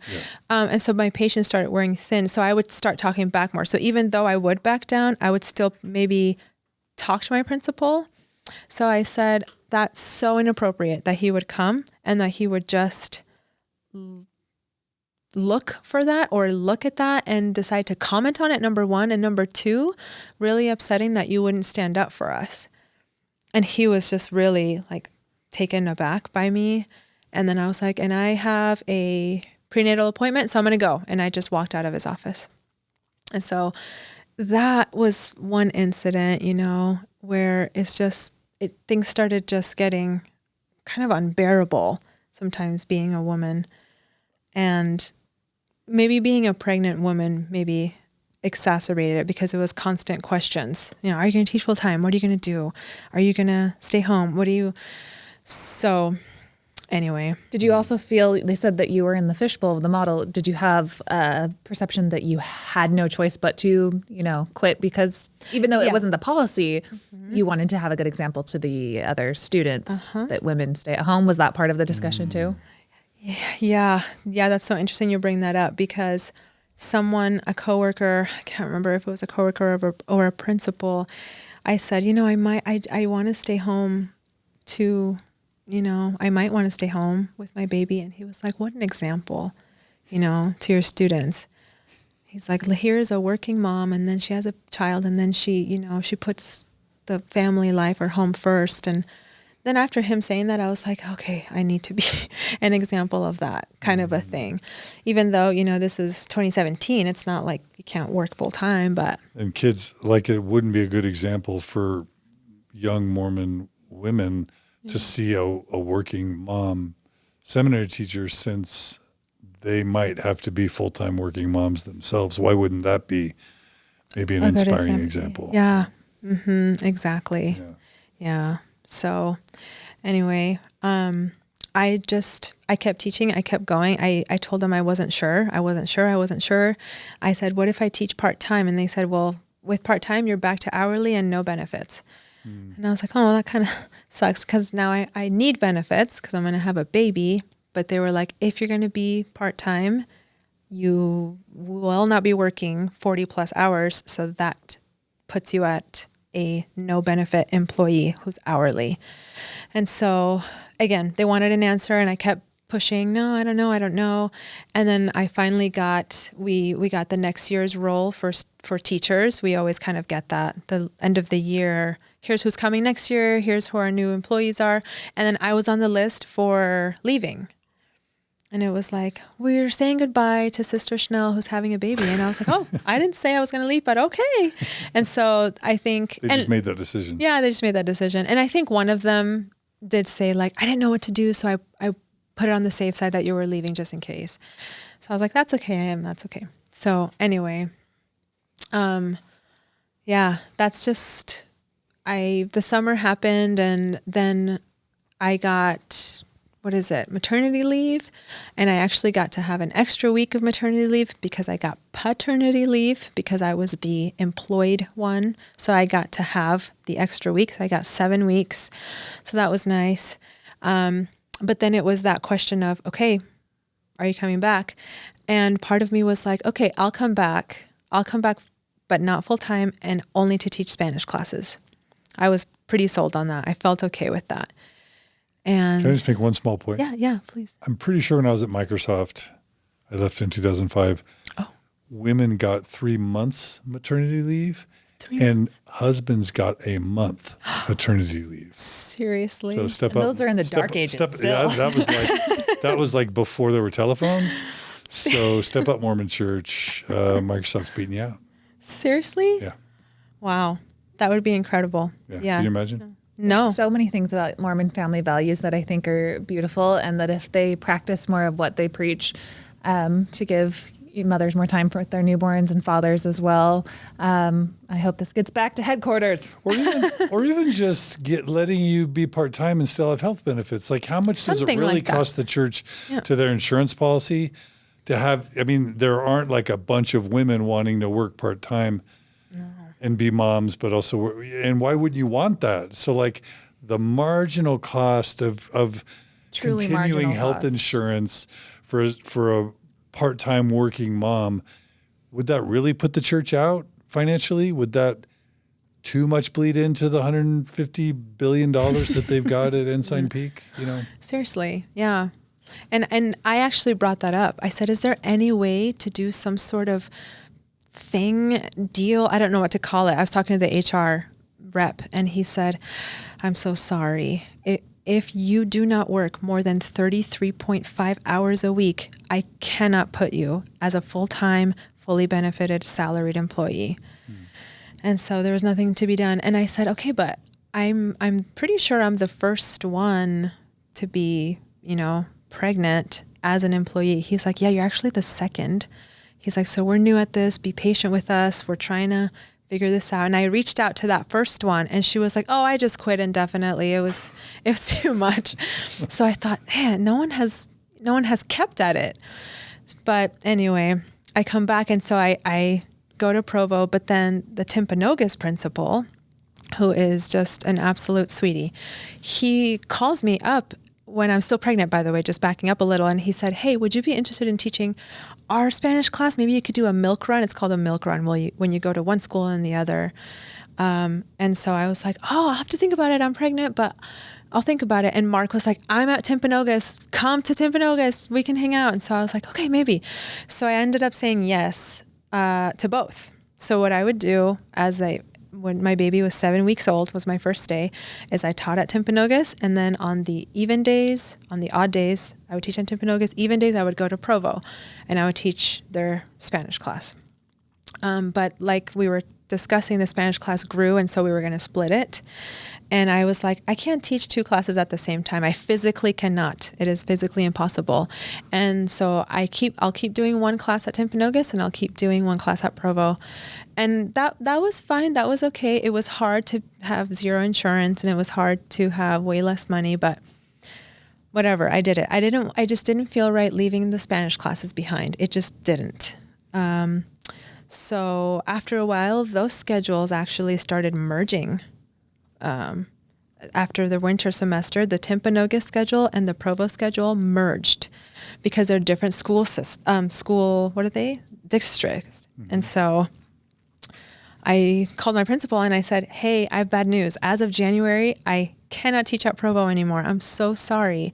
You need to find a teacher. You need to hold them off while you train, and you have something in place to train a Spanish teacher. You need a native Spanish speaker to teach the Provo class. You can't just dump them.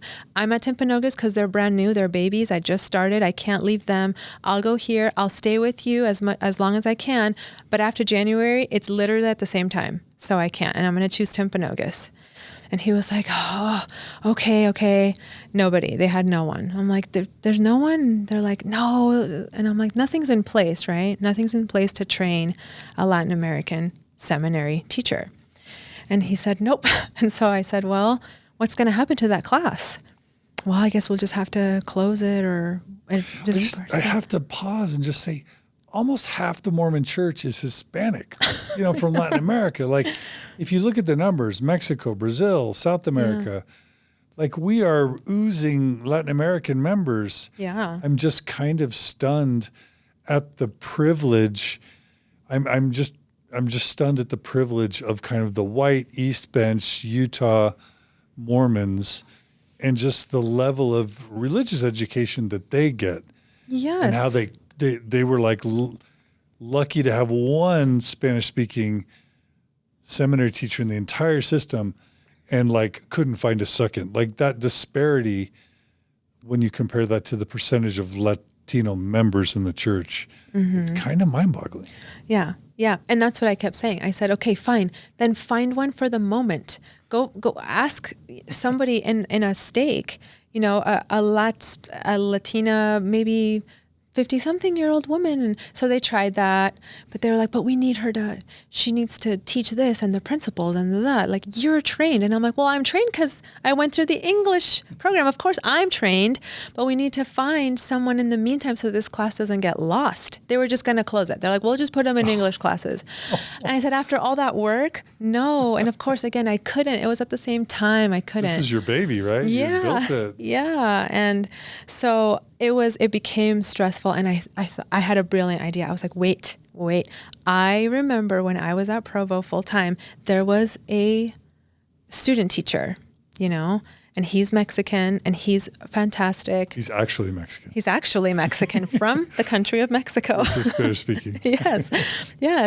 Because that's another thing they said. They're like, what if we have like an English speaking, or what if we have a regular seminary teacher but Spanish speaking? And I said, it might not work. Richard missionary. Yeah, I was like, that might not work. I just don't think it'll be the same connection.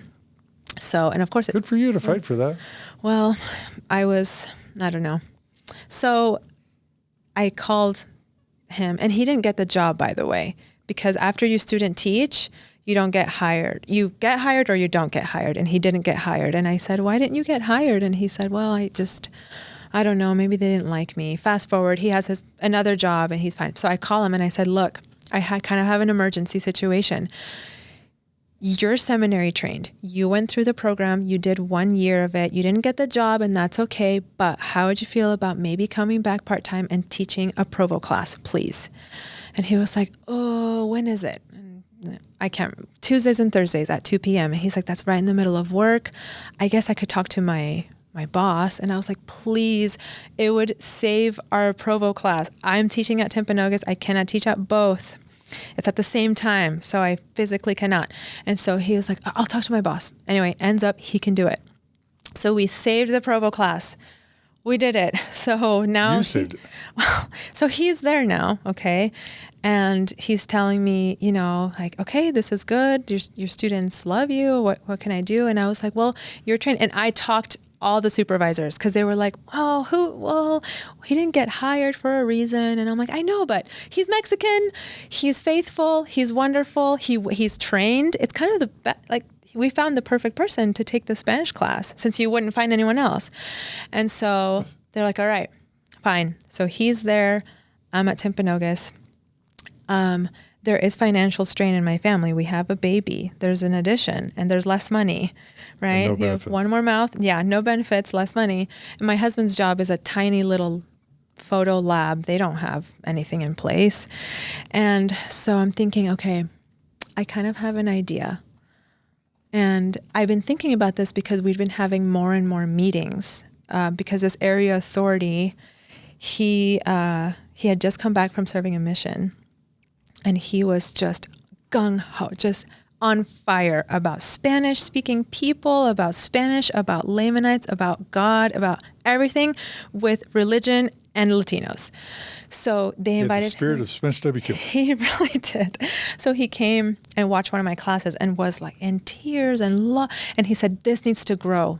The gospel needs to go to the righteous Lamanites, and there are so many, and it's booming. Orem has a ton. Provo has a ton. Timpanogos, And so he was just so excited. And I appreciated that because I felt like I had backup from a big guy, I had backup from not only the supervisors, but an area authority. It's called an area administrator, AA. So he was cool. And I was like, how are you going to grow this if you don't have a coordinator? And in seminary, a coordinator is someone that after 5 or 10 years of teaching, they get assigned to a different place that's not full-time to be the head of institute. So if any of you have gone to institute in Iowa and California, there's a guy who is the head of that, and that's a coordinator, right? Or they have different assignments too. They're over, early morning seminary and things like that. So anyway, I thought, well, what if, maybe I can coordinate? I mean, what would I be doing? I would be training teachers. We would be recruiting teachers in the seminary system that are Latinos, right? Latinx. We would train them the right way, which is, the seminary way, and they would be great. This would be great, and we could keep growing the program. It's growing in Timpanogos. It's at Timpview. I actually taught at Timpview for a little bit, a tiny little Spanish program. Provo, I was like, I could do this. Plus, guess what? Being a coordinator would put me at full time. So less teaching, I could do all the back administrative stuff and be at full time. So of course I'm thinking this is beneficial financially, but also this is great if we want to keep growing this. So Can I add something? Please, yeah. It sounds like you were also the only person in the entire system that had the amount of experience you had doing exactly what you would be training other people to do. Am I right? Or am I thank you. Right. Yes, because no one else had taught, no one else had grown it, no one else had seen it. Just this other person you had just brought on who was brand new. Mm-hmm. Right? Yeah. And so I thought it was a good idea, I guess. And I called Mark actually, and I was like, hey, help me write a letter to this area admin, He's the head guy. He's in Salt Lake. Whenever in seminary, whenever people want to make a big deal about the authority, they say Salt Lake. Like, well, Salt Lake said. Mm-hmm. If you say that, you're like, oh, that's official. So this AA was in Salt Lake. Anyway, so I called Mark and I'm like, hey, help me write a letter, like an email, to try and convince him to give me this coordinating position. What do you think? And he was like, absolutely, man. Like, let's do it. I think you could do the right things. I think you could say the right things for this to be feasible, So I do, and I never hear back from him, ever, to this day. I've never heard back. I don't know if he got it. I have no idea what happened. So I kind of let it go. But then the supervisor, he's the area, it's called the principal. Then after the principal, there's the area supervisor. That's is higher what I'm going to call it. Yeah. Higher than that. Yeah. Because the names swap, so I don't want to get confusing. But he kind of calls us into this meeting, and he said, I want to organize a Spanish committee. And I'm like, yeah. He's like, I think what you've done in Provo is wonderful. I think it can grow. We have permission from Salt Lake. In fact, we have the push from Salt Lake. Let's do this. Let's grow this. And so I said, okay, great. And so there was a teacher at the time, and he was teaching in Orem, and he and his principal were just staunchly against it. Like, absolutely not. And he's Latino. And he was like, nope, nope, nope. We cannot. So against it. And the principal too. He was like, no, this can't work. We cannot grow the Spanish program. This can't happen. Why? Yeah, because they're here now. They're here now. Why should they get catered? Should we have a class catered for only divorced parent students? Should we have a class catered to just queer students? That was his argument. Why should we cater to the Latin youth? And one of them was Latin. Was there also kind of a assimilation argument? It's like, hey, they need to learn English. They need to learn to be with the other kids. And we're doing them a disservice. 100%. If they're learning in Spanish, the gospel, they're not with the other white-skinned kids. Right. How are they ever going to get married? That's right. Call back. I know. Yeah, that is what he was saying. And there's a bit of internalized racism there, maybe. I mean, I shouldn't assume that. No, there's a lot of internalized. He had from what I heard, he had a lot of trauma at BYU as an immigrant, and so I understood what he was saying, and I'm like, look, I get it. I really do. But at the same time, what these kids they're immigrants. Some of them are refugees. Some of them just want to be in this class just because they feel accepted. And he was like, no, that creates segregation. That's separatism, And then the people started being like, oh, that's a good point. And I was like, okay, well, I'm not full-time. I have no power. You guys decide. I'm just saying we shouldn't get rid of the classes that are already formed. I'm just saying that. That's my argument. Can I ask a question too? Yeah. On the segregation comment, I think that's a pretty common, I'm assuming, thing that happens when people feel more comfortable with other people that maybe have similar backgrounds and experiences. But there had to be some pushback, right? That like, no, we're actually teaching it in Spanish. This is like, especially if they're immigrants, maybe their English isn't they wouldn't even be able to participate in lessons, I'm guessing. Like the atmosphere of the Spanish language class, right? That's like a completely different ballgame. It's not just separating people because you're brown and you're white. It's quite literally connecting with their background and the language they feel comfortable in, right? Yeah, absolutely. And that is literally almost verbatim what I said. And I said, well, then why did they attend Spanish wards? Then those don't cost money. Yeah, and so his argument was like, no, but they're in school. They shouldn't be catered to in school. They're in school to learn. But then my argument was always like, but it's the gospel. And in Alma, he says that the gospel should be, in the language, And so I don't know what scripture that is, but I know native tongue. In your native tongue. Yeah. The Lord speaks to people in their own tongue. That's a great point. Yeah. But still, it was like, well, I don't know. I'm not sure. Then again, I'm like, who are you, dude? You're nobody. You're just a teacher. But his arguments were compelling enough to create just this contention all the time. And he, his principal, he was on his side, and he was like, well, how about this? The students are only in the Spanish classes because of you, but we can't recreate another Laura Shnell. And I was like, okay, well, I'll take that as a compliment. But also, no, we can train. I can't possibly be the only person who can teach these classes. And so anyway, it became this or that. But then this area administrator, another one, basically from Salt Lake, we got the note, we got the email, we got the memo. Hey, nope, this is happening. The Spanish class will grow. The end of argument. So we kept going on with it, and he had to begrudgingly figure it out. He was one that called me a coconut. Okay, talk about that. We were talking about what the importance of assimilation on his end. He's like, they need to assimilate. So a Mormon Latino seminary teacher is saying they need to assimilate. They're here now. They need to speak English. They need to, they need to not be catered to. And I said, but at the same time, though, I don't understand. I said, but don't you feel empathy? If they don't understand, they're just going to sit in the back of a classroom in English. Don't you want them to feel welcome and loved and maybe comfortable? And he said, well, no, they're here now.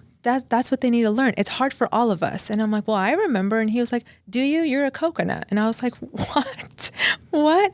And he's like, brown on the outside, white on the inside. He's like, did you have to assimilate? And I'm like, I absolutely had to assimilate. Just because I came here as an 8-year-old and you were 20 doesn't mean I didn't assimilate. I just happened to assimilate better than you because I was younger. Anyway, this argument literally happened in front of everyone. Nobody said anything. Everyone was silent. The supervisor was like, okay, well, let's talk about the pizza party that's coming up. And anyway, so that was really offensive. Oh, and at said pizza party, we invited the area administrator and he came, and it was really, really, really boring. It was the biggest letdown. We had a pizza party for all the Latino youth in the Orem, Provo area. Got like 500 pizzas. And then he came and he just talked about like obedience and repentance. And I was just like, that's okay. And even my principal in Timpanogos, he was like, I was really disappointed. I was hoping it would be more of a fiery, come to seminary. We love you. We're creating classes for you. So that was kind of a downer. But in that pizza party, I was kind of left by myself and I was saying bye to the kids. And this teacher approached me, the coconut teacher. And he basically just berated me. He said, hey, I was in your classroom. He subbed it for a little bit during that weird time where we needed a teacher here and a teacher there. And so he subbed my class for like maybe 3 weeks or so while we were ironing out the Provo class episode, remember? And he said, you're way behind. Your students have no idea where you should be. You're teaching things that don't matter. You're not teaching the Word of God. You are not teaching how God intends seminary to be taught. And he told me everything. And I just stood there. I didn't know what to say. And I said, well, I think it's important to ease them into the culture. And he said, no, what's important for them is the Word of God, the gospel, plain and simple. And you're teaching wrong. And that was kind of the end of that was really what kind of pushed me over the edge, where I just didn't feel any desire after that to teach. I just felt really, I was just depleted, especially because I told my supervisor about this incident and I told my principal about it because I felt attacked. It doesn't matter if he was right. And I really believed he was right. I wasn't teaching the right way. I was teaching culture and I was teaching Q&A and I was teaching let's talk about chastity and things that are difficult, and I was not teaching the Word of God. I should have been in Doctrine and Covenants section 18. I was barely in the introduction. And so I admit that and I get that and I know that was crappy, but I was trying my best. And so I talked to them and I said, hey, he really verbally it felt really terrible. And all I got back was, well, he is standing up for the Word of God, and you know that that's important. So anyway, I just kind of felt hopeless there. Like, okay, no one's there to, I don't know, whatever. It just no one's there to what? No one's there to empathize. No one's there to say, oh, that's kind of in this male dominant workplace, we have here a male teacher. Yeah. Right. Yeah. Attacking verbally, being unkind or whatever you want to call it, this teacher, and nothing does anything. No one does anything about it. No one sits him down. Nothing, no consequences. I'm just told, well, I know maybe that was, but the Word of God, he understands. And we have a motto in seminary. It's like it's our theme. It's like the young women's theme. We actually have to recite it sometimes. I didn't memorize it purposely, but it was our goal. Our goal in something is to make sure the kids have a testimony so that they can get sealed in the temple, make covenants, and return back to the celestial kingdom, and through the Word of God. And so he basically was telling me, you're doing it all wrong. And I mean, I think my supervisors were like, you might be doing it all wrong, but they weren't going to do anything about it. But anyway, just a little thing that a woman I just felt completely powerless, speechless, not even empathy, just like, sorry that happened. Nothing else. So I'm so sorry. I have a video, one of my most popular TikToks about that. That was kind of a shelf-breaking moment when I started to realize that the only people in the church that are really advanced are the ones that when orthodoxy and empathy butt heads, if you choose empathy, you're going to sometimes get more progressive, or you're going to start looking for cracks in the system. But when it butt heads, or the 2015 policy, or when you're standing up for the rights of your Latino children, that every time you choose empathy and it butts heads with orthodoxy, you're not going to get advanced in the system. And it sounds like you're explaining that exact thing, that when you were butting heads, you're going for the empathy card and they're going for the orthodoxy card. They're saying, no, we're choosing orthodoxy. Mm-hmm. Empathy by definition has to finesse and it has to nuance orthodoxy. And in a church where the advancement is all based around how much, what's the line you just said about I'm standing up for the gospel? Is what they said. Yeah. There's no I'm standing up for empathy. You don't win by saying I'm standing up for empathy in the church. You say I'm standing up for orthodoxy. Advancement. And that's so empathy should be orthodoxy. What was Christ's central message? Wasn't it love? Wasn't it kindness? Wasn't it to look out for the marginalized? It seems like empathy should be orthodoxy and the primal. Not when there's an HR department. Priority. But no, but I mean, this is very similar to Mark Osland. It just sounds like if you make tell me what the problem is with the seminary institution, the CES program. What I'm hearing is if you are loving the kids too much, caring about them too much, making it too personal, making it too interesting, making it too relevant and compelling, bad. Mm-hmm. But if you make it less personal, less loving, more strict, more orthodox, more obedience focused, somehow good. Mm-hmm. But if I think about Jesus, which side, help me here, which side is Jesus coming down on? Yeah. Just did I misread? No, I was thinking about when you said that the kids need to always have, the signed thing from their parents. I understand there's legal implications from that of you need to have signed documents. And then I just think of Christ technically when he came to earth, if he did, but he didn't really establish a church. And now people are taking these teachings of Christ and they have to figure out how to work it into a system that's technically functions as a corporation, with a, HR department. And the Christ that I loved and still love is the kind that when a woman reaches out her hand to be healed just because she wants to touch him, I wish that there was that feeling in the seminary of kids, the spirit here, they feel so loved by their maker when they come into this building. You don't need a piece of paper. We don't need to put up these boundaries between who's allowed to be here and who isn't, and that I'm teaching directly to the correlated curriculum or whatever. Yeah. It's because I'm teaching as a representative of Jesus Christ, and I want people to feel like all you need to come in here is in this building, and you will leave filled with the Spirit when you go back to school. I would hope that's kind of what the church that I dedicated 30 years of my life to. I would hope that that's the message that they give to the people who are teaching the church, who are employed by the church, but sounds like not quite that message. And what's crazy is what you're saying is so true that I loved what you said about all you need to do is come inside. That's it. You don't need to do anything else. And for some reason, that's just not enough to sustain employment. It's we need to be so legit that we make it, we squeeze the empathy and Jesus out of it because we want legitimacy. No, this is a class. You have rules and you have to come in. And as a teacher, take your job seriously. You can't just dilly-dally and teach love. No, you have to teach commandments and the word of God and the curriculum and blah. Because I don't know if it's this need to feel, a power trip.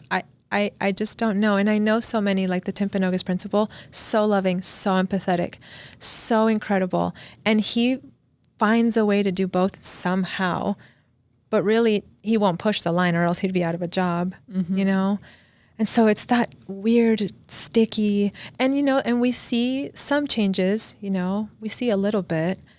A seminary teacher, I'm pretty sure, came out as gay and he's being propped up and it's great. And I'm like, that's good. Or tokenized. Right? Hey, which knows? One? I don't know. But you know what I'm saying? It's good. Okay. And guess what? You don't have to wear white or suits anymore. You can wear blue shirts. Hey, who did that and got in trouble in 2014? Oh, Mark Osland. You know what I'm saying? Mm-hmm. And so, yes, it's getting better sometimes. And yes, it's frustrating still. But is the answer at the end of the day, is it empathy and true love like Jesus or not? Religion it's almost comical. Religion just seems to be, its own worst enemy. Who was Christ mocking? The Pharisees, the Sadducees, the publicans, like all the legalistic people that cared more about rules and systems than the people. And yet somehow religions just always gravitate back. Even Christian religions seem to always gravitate back to become the thing that Christ was fighting. Yeah.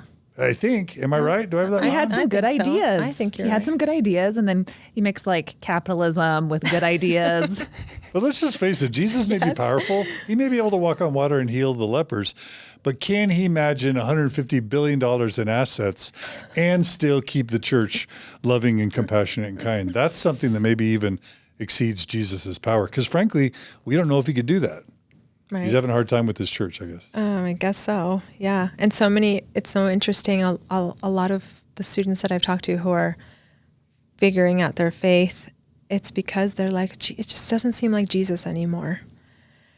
And so, I don't know, seminary kind of patterned that a little bit with how lawyer-like it was and not lordly, Jesus-y. I don't know.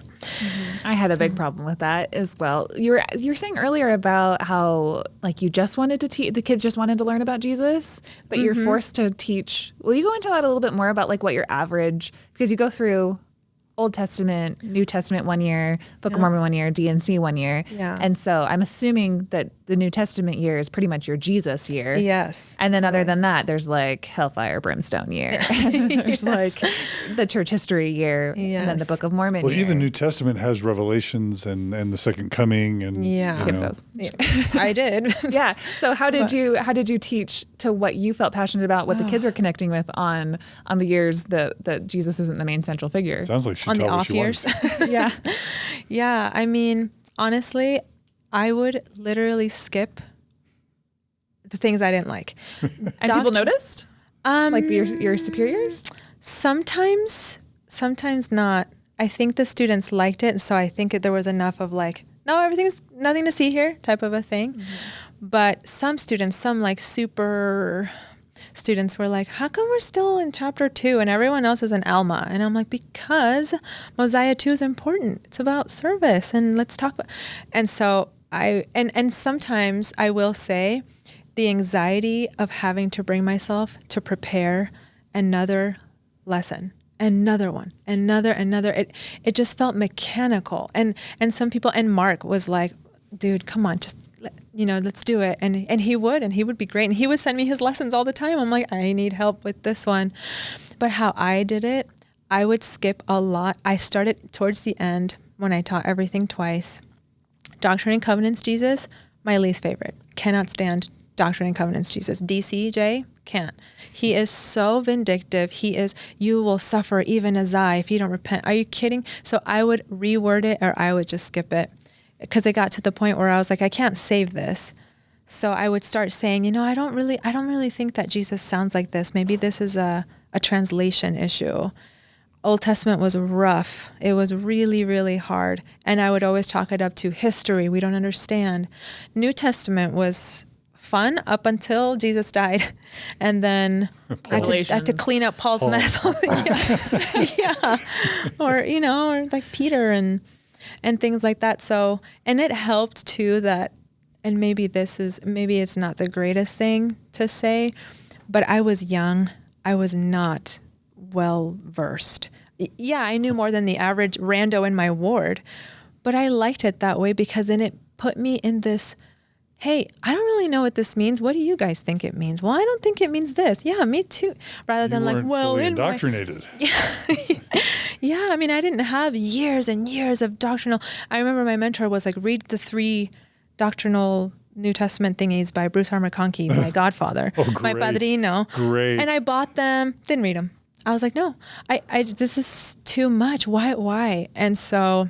That's weird because they're, as they're quietly phasing out Mormon doctrine and Bruce R. McConkie from the bookstores, they're still encouraging their CES teachers to learn and study Bruce R. McConkie. Because that's really an old version of Mormonism that was not sustainable. No. That has completely been phased out. But it's still CES. It's still CES Mormonism, I think. That's what Mark. That's the impression I got from Mark. Okay, I mean, I'll let CES directors talk about it. It's hard to say what I mean, we'll see how many people like Laura survive the program, or if it's all in 10 years from now, it's like people living like it's the 1960s, then I'll eat my words. But I feel like it's has to start going in this direction for Mormonism to survive. Yeah, they know that they're just like hemorrhaging, the youth right now. They're going to have to reform. So. Oh yeah. And to what John's saying too.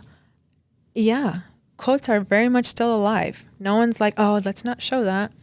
But to what Kara's saying, absolutely.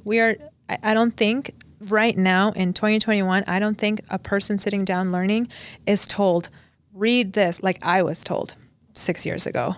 I think it's like, oh, maybe don't read it. But if there's a quote, you can share it. So it's a slow, like, we can't, not full on. Like I remember the Godly Sorrow video. I'm pretty sure that's not in circulation anymore. Absolutely not. It was when I was there. Or I remember teaching, all the family, all the mess with the proclamation. I'm pretty sure there's a lot of, I don't even think when I started, I could have said being gay is not a sin, acting on it. I couldn't, that wasn't a thing. It was way later that I was like, guess what? It's not a sin to be gay, but only to act on it. And I was so excited that we got that direction, And so I think slowly, but at the same time, no, it's difficult. It's really difficult. I remember Thomas S. Monson, a quote about anger. Anger is bad. It's negative. And a student came to me. She's like, I want to switch to your class. I can't stand that class. We're talking about how anger is bad, and I don't agree. Why? Why are they showing these antiquated things on regular, healthy, normal human emotions? So, yeah. It's weird. Jesus got angry. Come on. You probably had to teach a whole lesson about that. Right. Flipping tables. Yeah. I flip tables every day after work. Just like Christ. So should we go back to the position, the coordinator position? Yeah. Is that next? And I'm dying to hear what happens. I'm sure they hire you. They did, yeah. And I am a successful coordinator in a tank top. So, okay. You're here to tell us about your new coordinator position. Yeah, it's great. I make so much. That's nice they allowed you to come on Mormon Stories. Really sweet. Really progressive. Very. So we're talking about this. Remember, it's growing, the pizza party that goes sour, but still the message is, yes, we're growing. Perfect. And I talked to my Timpanogos principal, and he's like, oh, this is such a good idea. You should be the coordinator. Yeah. And he was so on board because that's who he is. And so we're at the Spanish Spanish committee meeting again. And I have to sit across my, arch nemesis. And I just have to sit there coconut. And, which is so interesting because we had babies at the same time. And the supervisor was trying to make small talk one day, and he said, hey, are you teaching your kids Spanish? And I said, yeah, I'm planning on it. And he's like, what about you? Are you teaching the other Latino? And he was like, no, why would I? Absolutely not. That is a disservice to them. They need to learn English. They're here. Why would I teach them Spanish? Oh. Right after I said, of course, it's very important to me.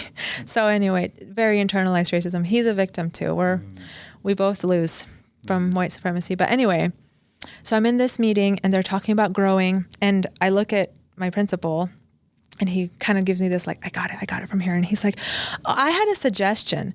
What if the coordinator, what if she, and kind of really obviously looks over at me, and then my supervisor looks over at me, and he was like, oh, yeah, well, we obviously Salt Lake needs to give us permission for that, but that's a thought. And my principal just kept going. He was like, yeah, she could grow it. She knows. It's a hypothetical she, but it's a feminine pronoun. Mm-hmm. So giving you the idea that it might be you. Right. Because the supervisor had said he. He was like, yeah, and a coordinator would be perfect because he could. And then my principal would say, or she, really painfully, obviously. And everyone in the room understood, And he said, we got to talk to Salt Lake about it. And so I thought, well, hopefully that doesn't take forever. Fast forward, by the way, that teacher that I got to come back, he got let go from his job. And he was talking to me. He's like, hey, I got let go, and now all I have is this part-time Spanish teaching job, and I want to work full-time. And I was like, yeah, you should. You should fight fight for yourself, have them rehire you. You can go through the hiring process again, prove yourself, and then you could teach like me when I was full-time. All what happened English. at Provo, by the way? He was teaching them. Okay, just part-time. Just part-time. And then he got let go. So he was kind of, I need a full-time job. And I said, you should go through the program again and you should get rehired and be like me when I was full-time, where you have the English load with 1 or 2 Spanish classes and your full-time salary. And he was like, yeah, I need to.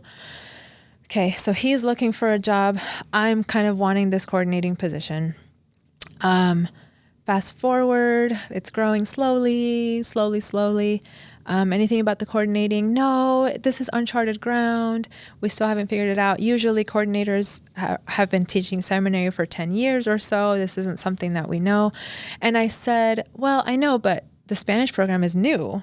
So we can't, you know what I mean by that? You know what I'm saying is if it's new, we just have to keep trying it. It's new. He was saying coordinators usually, they have time under their belt and they go to a different state. It's hard to just give you a coordinating job. And I was like, yeah, that makes sense. Sure. So I kept waiting. And then my principal is microwaving his lunch and Mark had just walked out. He was mad about something. He was having it was like those months of just turbulence. And he had just walked out. I still remember like it was yesterday. I walked in, I was about to leave. Principal, warming up his lunch. And he said, hey, did you get the email? And I said, no, what email? And he was like, they're gonna have a coordinator. And I was like, really? They decided? And he was like, yeah, they decided to give it to the guy teaching at Provo. He's gonna be the coordinator. And I was like, part-time guy? Yeah. Who wasn't even full status? Mm-hmm. And I was had like, way less experience than you? Oh, yeah. I was like, really? And he was like, yeah, I think it's because you're a mom. And I was like, really? And it was just it was when someone says something to you, but you didn't really hear it because when they said it, everything is shattered kind of inside your head. And I was like, really? So that was devastating. I didn't even get to be interviewed even or talked to or anything or what. You didn't even get to interview. No. And granted, they don't do that in seminary. You don't get interviewed. You don't really apply. You just get moved up. You could request. You could be like, hey, I want to be a coordinator. And they're like, well, think about it. And then they decide. You don't get, it's not like an equal opportunity job. So I was devastated. And I was in the car and I called my supervisor right away. And I said, hey, what? My principal just told me that you had decided that the teacher in Provo, the part-time teacher that I got hired at Provo, got the coordinating position. And he was like, no, that's not. And I said, well, he just told me that it was in an email. And he's like, I don't know what email he's talking about. And so I was like, oh, okay, well, he's just confused then. Principal's just confused, bless him. He's a sweetie and maybe a space cadet, whatever. I was like, and I felt fine. I was like, okay, good. He's like, Laura, you will always be kept in the loop, okay, of everything. And I was like, please do. And then I played my card. I was like, because if someone's going to be chosen to be a coordinator, I'd love to sit down with this person to train them and make sure they have all the tools. And he was like, absolutely. And I was like, and also I was considering that job myself. And he was like, I understand. Okay, nothing. This is April. Summer. I'm with my family celebrating my 30th birthday in California. And I got a text from my friend in Provo, at Provo High, the one who I got the job, the one who was teaching part-time. And he said, guess what? I just got the coordinating job. And I was like, you did? Yay. As if you'd be excited. Yeah, blessed. He didn't know. So I was like, I'm so excited for you. And then I had a panic attack that night, actually. It was pretty bad. I was so glad my family was with me.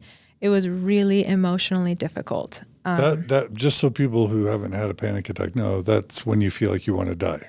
Yeah. Right? Exactly it. Yeah. When you feel stuck, for me, I feel stuck in my head and I feel like I'm going crazy and I can't run away and my body leaves, it's kind of dissociation, depersonalization is some of the symptoms that I feel. And it was just high anxiety, just feeling stabbed in the back, feeling betrayed, feeling lied to. Why did he tell me that? Why did he tell me that? They told him that. Why did he get it? Why did he get it? Why didn't I get it? Is it because he's this? Just a million thoughts. And I was not in the emotional place to just sit down with my thought. It just all came at once. So I gathered myself, and school was starting in 2 weeks. How many years did you work for CES by this point? At this point, from 2013, this was 2019. So 6 years. Mm-hmm. Yeah. So I started, but it was just deflation. I mean, I barely made it to class. I was late all the time, and I feel bad. The students paid the consequence for, I don't know if I was in a rut, depression. I'm not sure. Well, yeah. It was just horrible. Situational depression. Yeah. Yeah, where I just dragged my feet all the time, and then I had to pretend like I didn't know. So then we get called to the Spanish committee again, meeting with everyone, and the supervisor stands up in front of me, and he's like, well, we'd like to announce the new coordinator of the Spanish program. And he stands up, and he's like, I just want to say this coordinating position came through revelation. I sat in his classroom, and the Spirit affirmed that he was to be the coordinator. How'd that make you feel? Say it. Like shit. Yeah. Why? Because he had talked to me. First of all, so many things. That's where I was like, wait a minute. Is God not aware of me? Number one. Number two, why did he give him that prompting? I'm the one who knows the program. I'm the one who, don't I deserve it? Selfish. I felt selfish. No, that's your ego. You think you deserve it. You don't deserve it. Jose deserves it. All of them, all of the emotions, you're being selfish. Jose's the one that needs the full-time job, not you. He's the breadwinner. He's the breadwinner. He's the Yeah. You can't take this away. Yeah. I'm just a mom. I'm just a mom. That's okay. No, I do deserve it. This is my expertise. How many years does he have experience does he have? 1. I have 6. Oh, you had 6 times the experience, and you got him hired. And I got him hired, and I got him, and that all that too. And I'm like, hey, you're here because of me. Just so many. And then I'm like, oh no, that's vindictive. Just back and forth and back. It's not humble. It's not Christlike. Mm-hmm. It's not Christlike. Yeah, I'm being selfish. Yeah. Which just begs the question: when normal, sexism is wielded against women who are passed up for positions, is it better if somebody says that it's from revelation, or is it worse when somebody just says, right. I straight up don't think you're qualified, and they hire a man? Which one's better? I wonder. It's always worse when God is. It's always worse when God. No, but you can literally psych yourself up, I'm guessing, to be like, okay, I prayed about it, and then you will find your own confirmation bias to be like, oh, now I'm right with the decision. Where if God wasn't involved, then you can actually rebel against the system a little bit more, because that makes you complacent then, because you're like, oh, you speak for God over me on my behalf, so maybe you have a better connection with God than I do. And I think a lot of women in the church. Does that make sense? Oh yeah. So a lot of women in the church. Is that how it worked? I don't know. No, it's a good question. Were you okay with it in the end whatsoever? Or is because this God said it. Honestly, amazing that you bring that up, because in my psyche was incredibly, my spirituality and the psychology of my spirituality was just, I was like, well, I can't fight against God. It's revelation. I just have to accept it. And then I would wake up and say, well, I know general authorities are wrong sometimes. Could supervisors be wrong sometimes? No, he said he felt the Spirit, and he got teary-eyed, which always adds the extra. If you feel the Spirit with tears, that might be true. He pulled a Henry Iron. Yeah. So I just... Tears don't lie. Right? And so I just, that's an interesting question. I love it and hate it, because I'm like, did it make it better or worse? I think it made me feel better at the time. I'm like, it was God, fine. God makes the executive decision. But then you were depressed. But then I was depressed. Yeah. So that's called suppression. Mental health. That's called suppression of emotion, right? Mm-hmm. Yeah. I think. Yeah. Yeah, because then I just fought with myself all the time. And you're reeling. Yeah. And I came home, and my husband is so mad at poor victim Jose, He's like, I'm so mad at him. And I'm like, what? He doesn't know. And my husband's argument was like, yes, he should have checked. He should have had common sense to think of the woman who was behind all this. And I was like, maybe. So. And you did the favor of getting him hired. I did. Yeah.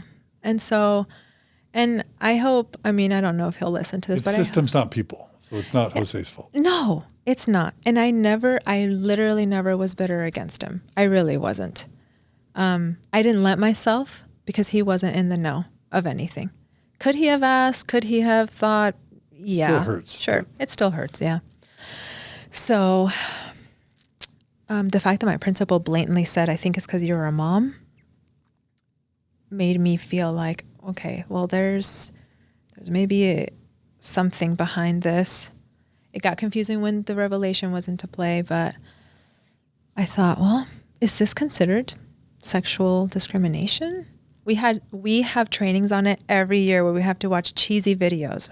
Like Martha walks in and David compliments her skirt. Is this, and there are like an hour long, and you get emails. The church sends emails to your principal if you haven't completed it. And I used to always dread them. Talk. Yeah. And so I said, you know what? I learned this in my training, and I think I'm going to, and of course I'm just, internally vomiting, because I'm like, I'm going to raise a discrimination case against God's one true church. Yeah. I'm just like, oh man, is that what I need to do? I prayed about it. I talked to my family about it. What's interesting is, and I don't know if maybe Kara or John, you would want to, I don't know. When men hear that story, they tend to be like, oh, when women hear that story, they are absolutely enraged. I have never seen women go from 0 to 100 that are my friends when I tell them, and then they did this, and then they told me this because I was a mom. It's just rage every single time. It's not like men aren't mad. They're just more like confused, like, oh, that doesn't add up. That's not logical. Women are just angry. Did you flip a mental table, Karen? Did you flip tables mentally? Doing this job, all the mental tables are right up here. They're all all upside down. There's no tables unflipped left. Yep. I'm off to water bottles and laptops at this point. You're throwing chairs. It's more because the reason this table is still as stable as it is right now is because it's not surprising. I'm like, of course they are completely aloof to sexism and all of those things. And it's coming from people who can watch probably those discrimination type videos and then still go tell you to have lots of sex with your husband and shave your arms. Like even the people that are your superiors, like things don't get through their head because this is a wildly patriarchal church to begin with. So, yeah. The table. Kara's mad. Kara's mad. Yeah. So I'm disgusted too. Well, yeah. Thank you. Yeah. But which is like a normal response. I feel sick to my stomach. But so I go with it. And thank you. That's very kind and empathetic. It sucked a lot.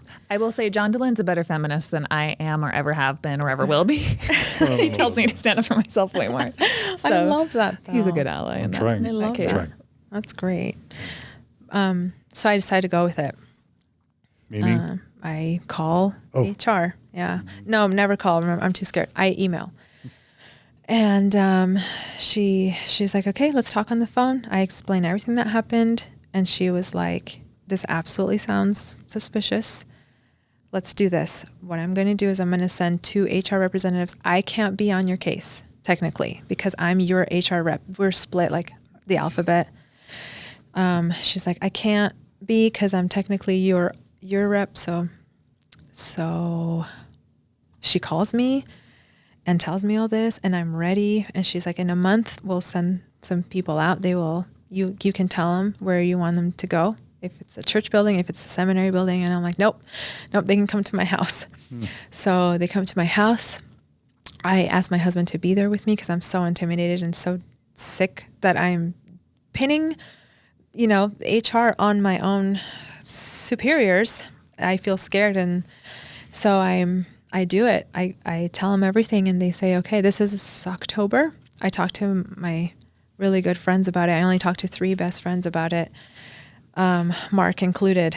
And they're just rooting for me, just so kind. Yes, do it. You can do it. they come, they collect everything, and they say, we're going to now hold a private investigation, which I'm like, but how is that private if you go to someone, we need to interview you about a recent hire of a court. I mean, you might as well say my name, but whatever. I understand what they're saying. So they are, talking to me, asking me questions, details, how I felt, what I said, what they said, everything, writing everything down. It was like 2.5 hours. And then they pull out a non-disclosure agreement, an NDA. And they were like, okay, if we need to move forward with our investigation, you need to sign this. And I was like, okay, what does this mean? And they said, well, if you are blaming someone who you work for or with, and they want to retaliate, we want to protect you. You are protected from retaliation, right? Like you have that right. But if you don't sign this, meaning you can tell whoever, meaning I could go to a court or a lawyer, then we cannot protect you. So you have to sign this, and this cannot leave this room. And I was so innocent, naive maybe. I was like, can I still tell my best friends? They're like, no. You cannot talk to anybody about it except your immediate family. Ever? So, yeah, they're like, as long as you're working. So on podcasts, right, on podcasts with John DeLynn and Kara. So I did, and I called my friends and I said, I can't talk to you about this anymore. Mark was devastated. My other friends were like, oh, okay, we understand. Like, this is so sad. Mark was like, they're trying to silence you. How was Mark? Did he lost his faith at this point though? Yeah. And he had quit too. Okay. So this is post all of that. Yeah, this is post all of that. He's the Mark Osland that we know and love now. Yes, absolutely. Yes. We go on flipping. Mark on fire. Yeah. We go on table flipping binges, me and Mark sometimes. Yeah, you have to. Mark's the greatest. Okay. So this is 2 years ago. Mm-hmm. Yeah, 2 years ago. Crazy. 2019, right? It's 2019. Yeah. So don't talk. Don't say anything. Okay, fine. I'll do it. I signed it. I want to be protected. I get a weird call, like, in the middle of Thanksgiving break. I was in Texas visiting my family, and it's the HR lady. And she's like, hey, we're in the middle of your investigation. I just need to ask you a question about your teaching. And I was like, okay, yeah, go ahead. Were you good at preparing lessons? And I was like, yeah, I think so. Were you ever behind, or did you keep to the curriculum, or did you skip lessons? No, sometimes, not all the time. She's like, okay, just wanted to know. Bye. And I was like, this is so weird. So they're fishing for things to I have no idea. Yeah, something. But that was so weird. There was no context, nothing. And I get it. Private investigation. So and before hanging up, she's like, okay, we should have the results in about 2 weeks. Really quick. Had you ever had, Mark talked about his evaluations. Had you ever had either a negative evaluation, or had those sorts of things ever come up in an evaluation of you as a criticism? Yeah, just because even if it wasn't an evaluation, the principal would come in and see the scripture block and be like, why are you 3 blocks behind? That was the only time. And of course I would always chalk it up, and I would tell him honestly, I'm like, I just feel so much anxiety about preparing a new lesson every other day. It's really hard for me to keep up, and I kind of take my time with this one, and I like to talk to the kids more than I should. And I just have a hard time with motivation. I have a hard time with procrastination, honestly. It's a lot. It's a lot to handle. And every other summer teacher can do it. Mark could do it. Everyone could do it. For some reason, I was just the weakling that couldn't. It was way too much for me. The whole time, or just? Towards the end. Towards the end. After you had the kid? Especially after I had So was there some postpartum depression maybe? Postpartum anxiety, definitely. Okay. But I already, I was dealing with anxiety, but it was definitely more so after, And I'm sorry, I thought, is this obvious or am I dumb? That you're skipping lessons because you were doing the Spanish classes, right? And that you're taking it on you're kind of on a different road, right? Absolutely. I mean, I want to call it cultural competence. In the mental health field, you adapt your therapy for the client and their cultural needs. Yeah. I would almost say, I don't want to just jump to your defense, but in my mind, you were adapting the curriculum for the needs, the culture. You're being culturally sensitive to the needs of your students. Yeah. Maybe. That's what I was trying to do. Yeah. Now, we could frame that as like not keeping up and. Sure.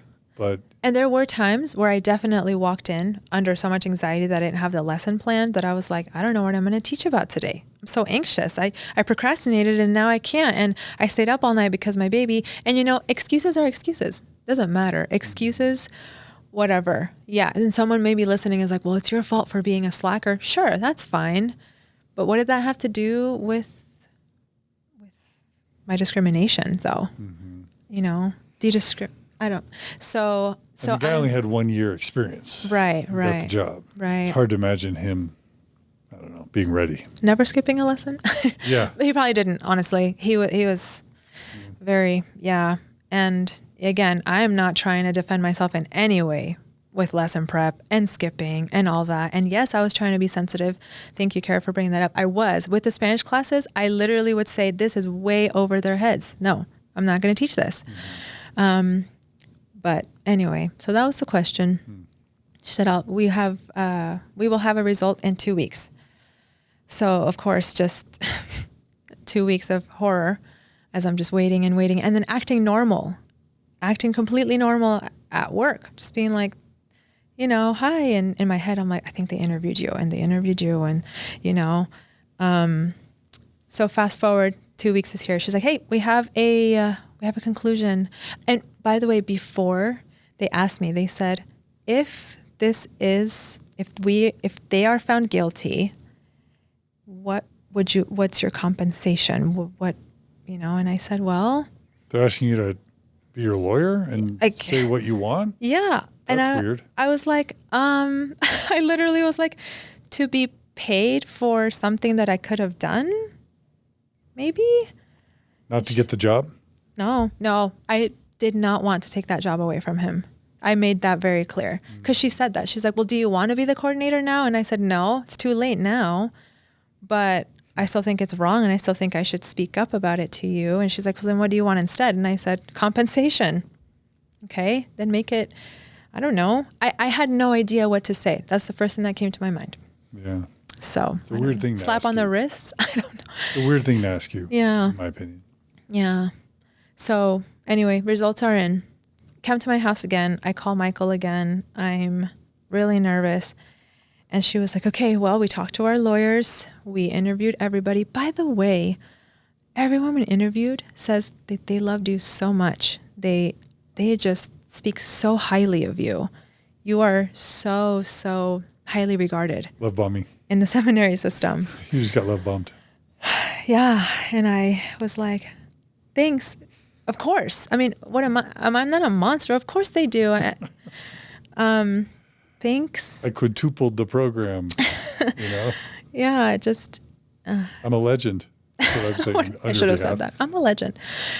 But I was just like, thank you. I know I love them too. I really did. And she said, okay, well, after much research and much investigation, and after speaking to our church lawyers, Merton McConkey, by the way, Curtin McConkey. Oh, Curtin McConkey. Oh, there you go. Curtin McConkey. Yeah. Thank you. We have decided that there was no discrimination at all in your case. And I was like, oh, really? And my husband, I just looked down the whole time because I didn't know what to do or say. I just said, really? And then looked down, and my husband was really mad. And he is a quiet introvert who lives in his beautiful mind. He is just not, big, boisterous. He doesn't yell his opinion. But I had never heard him just speak up he looked at her and at that guy with her, and he said, so you're telling me that patriarchy wins again? And she was like, what do you mean? And he was done talking. He was like, I can't believe it. And she was like, Laura, I think what happened was a misunderstanding. And I was like, okay, tell me in what way. And she said, well, we interviewed everybody. The statement about you being a mother, he did not remember saying that. And I said, okay, so are you saying I made it up? And she's like, no, absolutely not. I'm just saying you must have heard perhaps something else, because he said that he doesn't remember saying that. And so I just said, okay, well, what about the coordinating position? I still didn't get it under why? And she said, well, the thing is, in seminary, there is no such thing as being interviewed for a position. You just are given the position. So really there was no competition, but there was a set of rules. There was a set of qualifications that you needed in order to become a coordinator that you weren't made aware of. And I said, can I know what those are? And she said, absolutely. Rule number 1, you must be a native Spanish speaker. Rule number 2, you must be temple worthy. Rule number 3, you must be an excellent teacher of the Word of God and of the gospel of Jesus Christ. Okay? And she's like, and there are 2 more, and one of them was, I don't know, something administrative that I had experienced. Oh, and the last one was experience in seminary. And I was like, I have all of them. And she was like, I'm remembering what you shared about the spiritual experience. There's something we have to understand about revelation, is that sometimes we don't understand it. And I had to cut her off. I was way too triggered and way too emotional and way too angry and way too devastated. And I said, I apologize. This is going to come off so rude.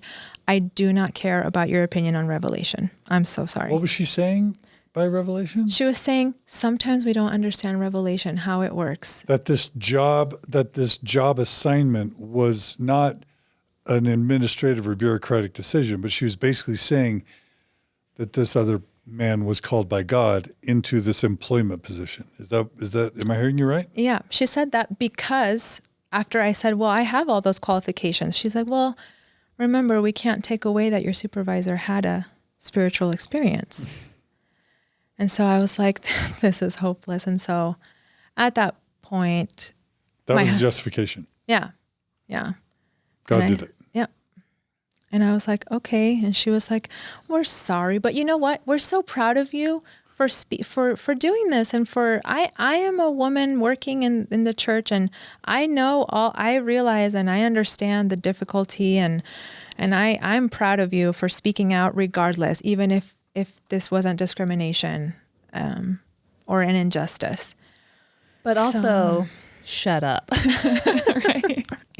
Discrimination, she's a woman. Yeah, a lot of people, I don't know, maybe it's a tokenized thing or whatever, when systems at large put people that sometimes that they are overbearing, whether it's women or people of color, it seems like that people who can benefit from the system, like she just explained, I benefit as a woman from the system, and I'm seeing you thrown under the bus from it. So instead of standing up for you, I am going to go back to siding with my, I don't know, the oppressor, whatever.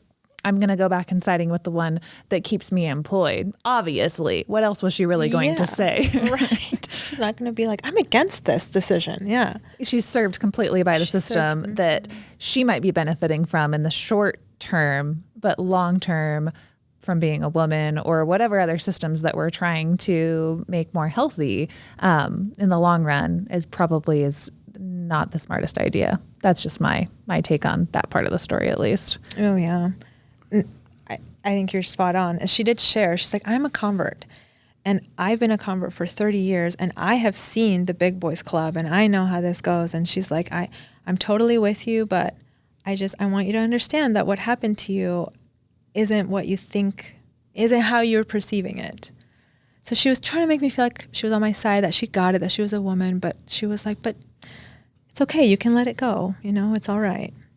Because I think any change technically that's ever happened in the church has come from people saying, the church saying, this is revelation, this is are forwarded dogma and then enough people on the outside or underneath that are being served by that system from external pressure or from beneath standing up and saying, I don't think that's actually revelation. I'm actually going to push back against that. And so I'm glad you're coming on and having stories like this of like, quite honestly, I'm going to push back against your revelation because I can see some instances where this might not have been coming from, God and the creator of the universe. And like whether people who listen to this are active in the church or not, like, would you agree that it's fair to say that like revelation is, if it is forwarding harmful sexist ideas, needs to be challenged, even if you are Mormon. Like we need to have some checks and balances about revelation going unchallenged. I entirely agree. It needs to be, and it would be great. And this is where people who are still active and still in and so committed, it would be great if you were like, if you question the revelation, not in, did you really receive it? Not in that way where you're maybe gaslighting someone, like, no, you didn't, but in a way where it's like, hey, what questions were you seeking? What decisions were you trying to get to?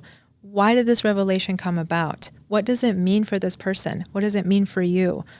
Right? Questioning revelation doesn't mean that now I'm doubting you. I just want to understand. Give me an understanding of what happened. Why did you come to this conclusion? Don't just say a revelation and expect me to go with it. I think there's so much context that goes with your revelation could be a million different, we all are products of our conditioning and our environments. And that's the discussion we're having now is about this patriarchal system.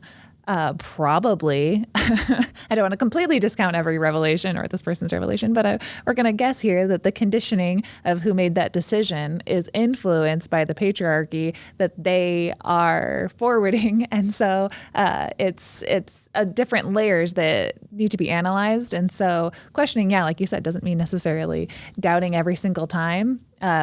I want to give a good faith interpretation to people trying to do their best with the limited amount of knowledge, but then also acknowledging that people are still products of what conditioned them to make the decisions, and taking everything in its proper context is like, I hope what Mormons are kind of getting from that story. Like, please, I don't know. No, I appreciate that though. I mean, yes, and I appreciate that, Kara, and I'm going to just vent and just say I'm frustrated because it seems like in the modern era, there's blame reversal where if something goes wrong, it's always the member's fault. But I want to add to Luna Lindsay Corbden's kind of 31 tools of undue influence, kind of God blaming. Like any time in the Mormon church these days, when there's a real problem, like polygamy, like polyandry, or like the racist teachings of past general authorities, or the restoration of the priesthood, whatever it is, it's like God did it. And so if God did it, it's you get a pass. And that's frustrating because number one, it makes God a jerk. It makes God kind of an ass. And number two, it's a cop-out. And like you said, Kara, it's not reflecting on your biases. It should be forgiven. Like I'm of the position that like claiming you speak for God should be made illegal because it's too much power for anyone to have. Like nuclear weapons need to be controlled. Claiming to speak for God needs to be forbidden because it's just a trump card that leaves anyone who feels like they've been wronged, without any power. Right. And it gives way too much power to leaders. They can basically do whatever they want because God, I got that warm, fuzzy feeling and God said it's okay. So I'm enraged that an employment decision was blamed, an unjust, discriminatory employment decision was blamed on God. And I don't even necessarily know if I believe in God, and I'm still angry that God gets blamed for a bad decision. Yeah. Yeah. And it's the lazy way out, like you were saying. And something that I forgot to mention that I told her when she was trying to lecture me on Revelation, and then I cut her off and I said, look, maybe that was revelation. Maybe God did want that, but the way that it was executed was not right. And she didn't say anything. She was like, okay, what was there to say? So anyway, and I quit right then and there, and my husband didn't have any idea. Yeah, I felt bad. I was like, well, and because of this, this is why I'm quitting seminary. And he just looked at me, and I was like, yeah. And she was like, oh no, that's terrible. I'm so sorry. They're going to really miss you. And I was like, well, oops, what did I just do? But I think it was honestly, it was a knee-jerk reaction. Was he still working? He was. The car wash or whatever? No, the lab, the fine lab. At the photo lab? The photo lab. Sorry, it's a Jim Croce reference. Oh, okay. Yeah, so anyway. So your family needed that income, but you quit? Yep, I quit. On the spot? On the spot, yeah. And I told my principal. He was really sad, and I was sad, but I couldn't go back to my word. I was like, oh, I did quit on the record. So, and I wanted to. I was tired. I was ready. And believe me, they wanted you to, because that's too much trouble. You're a troublesome woman at that point. Yeah, I've been waiting to ask this question for like 2 hours. Oh, which is, women of color are the most likely to push back in the workplace, and that they get hired the least amount.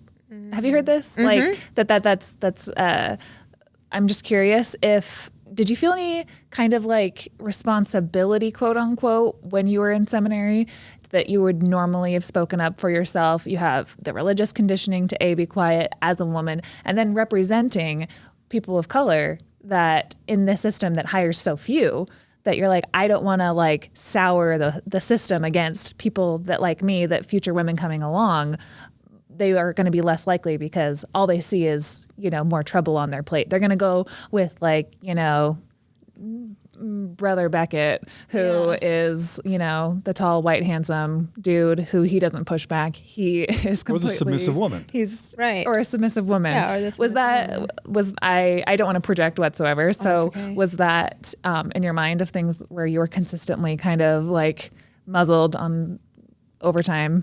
Yes, because I not only didn't want to be a bad example from childhood. I was like, I have to be a good example in all things.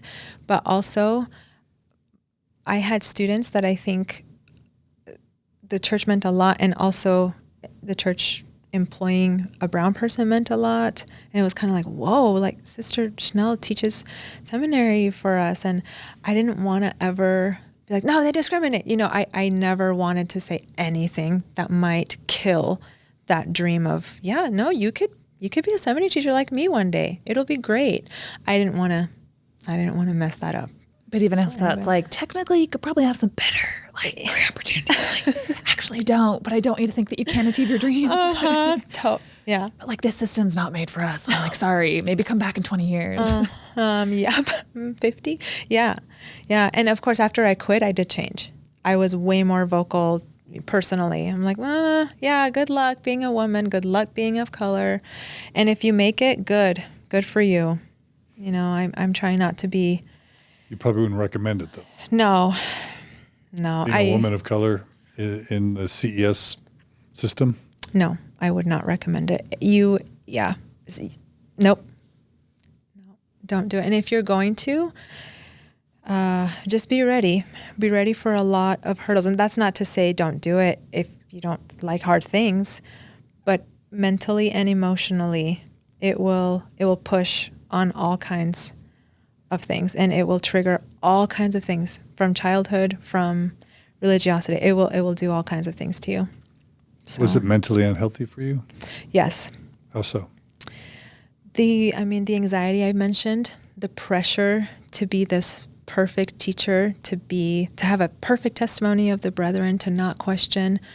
The pressure also to be a teacher who was relatable, at the same time who was faithful, at the same time who was with the times, but also not too progressive, but just this pressure. Not too popular. Not too successful, but not too successful. Yeah. Just to keep, and to separate church and life was really hard for me. I would come home and I would be kind of triggered on Sundays. Like if I saw scriptures, I'm like, nope, that's work. Scriptures was all about work and sitting down at an office that was cold because the men controlled the AC, and feeling.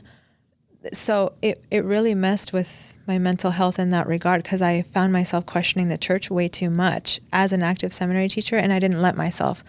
And by questioning, I mean no one knew except me. It's not like I was investigating, nothing. And that was way too much to handle, way too much anxiety. So. Did you consider getting an employment attorney and suing the church before or after you quit? I did. I did consider it. Mildly, though. It wasn't, I felt so depleted of energy that I thought, is it worth my energy and time? And then I'd have days where, and then I'm like, oh, we don't really have money. So maybe to hire a lawyer. To hire a lawyer.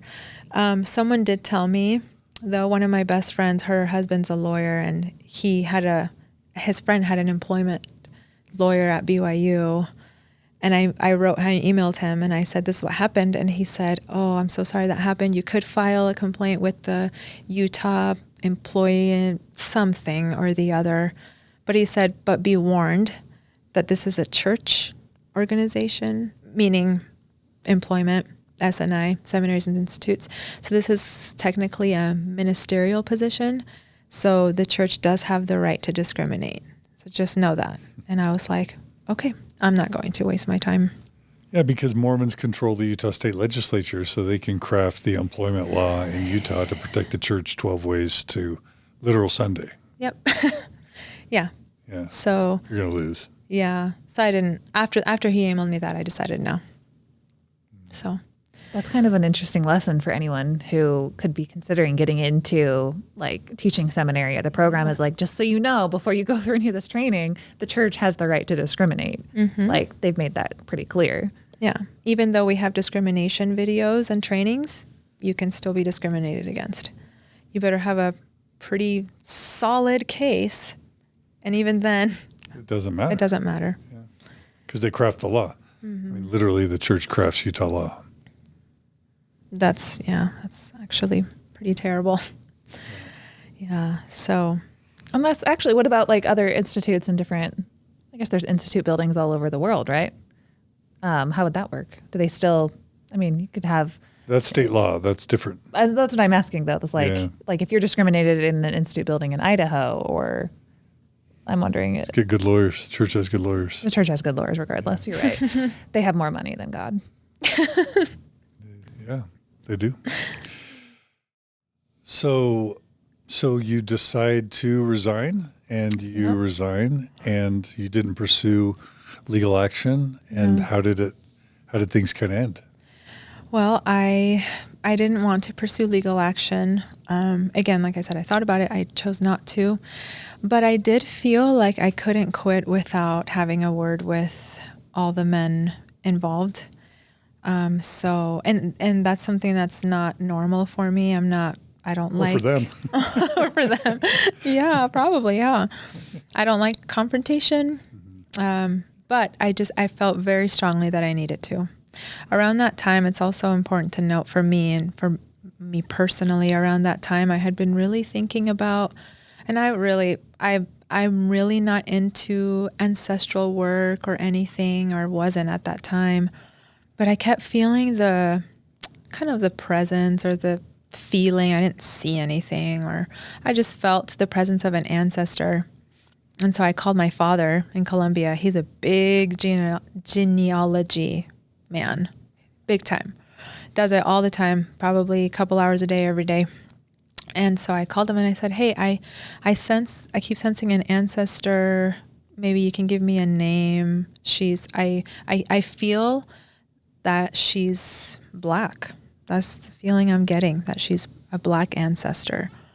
I knew I had African in me. I have Indigenous, African, and European. And he said, okay, well, we have, great-great-grandmas and this and that. And then he said, actually, we have the first one that came here from Africa. We don't have anything. We just have a name. Her name is on a piece of paper, but we know she was enslaved. And I thought, okay, I think that's what I keep feeling. It was just it was my mind a lot. It was just the forefront of my mind, an ancestor who I could connect with somehow. I was just feeling really down and depressed and anxious and questioning everything. And so I finally decided to talk to these men. And I kind of felt, I kind of looked to inspiration I kind of looked to this ancestor, this powerful, who was enslaved, who suffered at the hands of the horrors of slavery, right, in Colombia in the 1600s, 1700s. So my first victim, just kidding. The first person I wanted to talk to was my principal at Timpanogos. Again, he's the one that said the comment, it's because you're a mom. And I wanted to talk to him. Denied that he said that. Who denied that he said it. Yeah. And, he is he's a beautiful person, honestly, because he sat down with me and he was so humbled.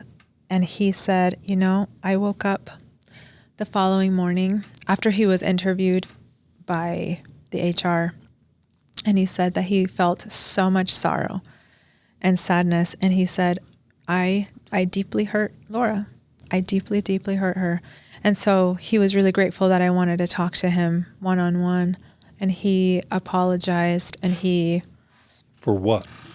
He's like, I'm so sorry. For lying? Because I said, I know. And it was this awkward, like, I know you were interviewed and I know you're the one, but I can't say it out loud vibe, So weird. It was weird. But he said, I think I might have remembered saying that. And he said, even if I didn't remember, if I said it, it hurt you. And he's like, that's the point of the matter. And he's like, if I didn't remember, it doesn't mean it didn't hurt you. I did say it. You heard something and it hurt you. And so that was his point. Yeah, that was his point. Is he's like, I'm so sorry that I caused so much pain. That make it better or worse? I think it made it better between he and I. Mm-hmm. It didn't make the situation better, but I wanted to leave it kind of in peace with everyone. And I knew I couldn't if I didn't speak to them face to face and tell them how much I was hurting. I don't know why I felt the need to do that, but I needed to. Maybe closure for myself. So it just reminds me of Mark Oslin's interview, the guy that had lied and lied about Mark because he was jealous. Oh yeah, Ends up apologizing, for the lies that he told to get him in trouble. It just, is there a culture is there a problem with the culture of dishonesty a little bit in the CES program? I don't expect you to answer that, but I don't know. It's eerily similar to what Mark said happened to him. Yeah. And it's so hard, again, because I really love this person. Yeah. And I know he cared about me and loved me too. And so I think it was just kind of this, when we're unwilling, I guess, to take responsibility. And I think he realized that. He's like, I was interviewed about this and suddenly I say, I don't remember. And I don't know, I can't speak for him. I don't want to put words in his mouth. But I just appreciate that he felt the need to say sorry to me. Mm-hmm. And maybe some would say, well, those are crumbs. You're settling for crumbs. But I'm like, I was out of there anyway. So I talked to him and went, well, we're in a good place.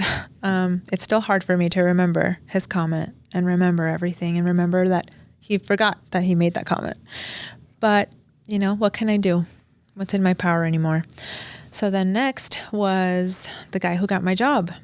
And his was a little different because HR had told me that no one knew about anything. No one knew about a coordinating position, meaning neither he or I, nor I.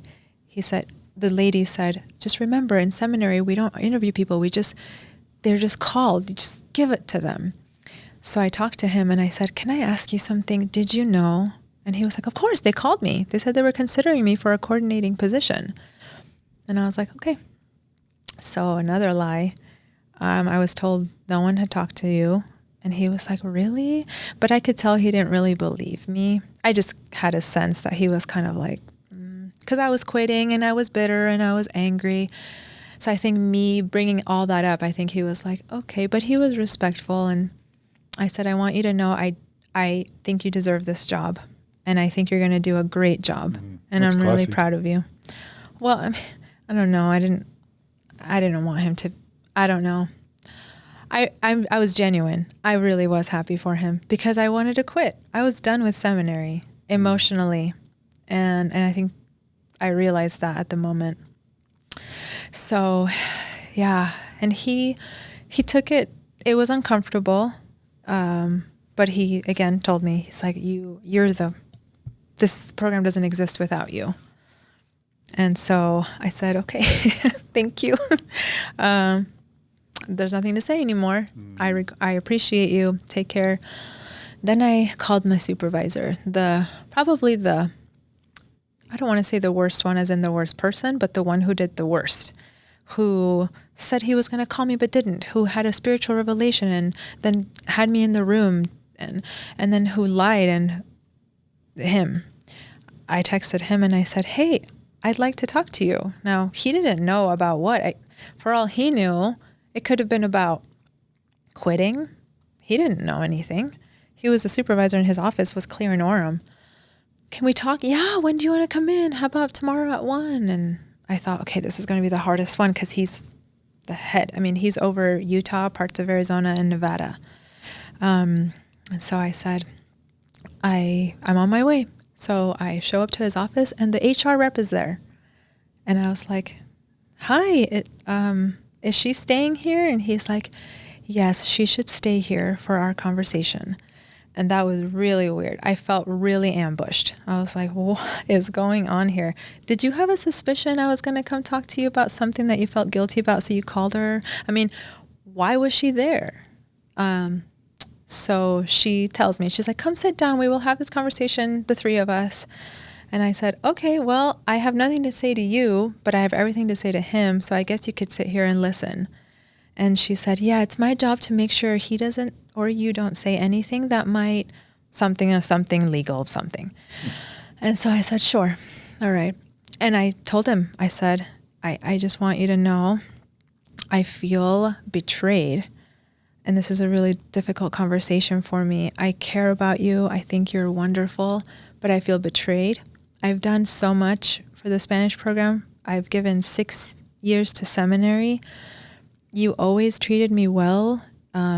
You valued me, and then I felt like you didn't take me into consideration, that you didn't value my work, me as a person. I feel like I'm less than, and I just feel betrayed and hurt.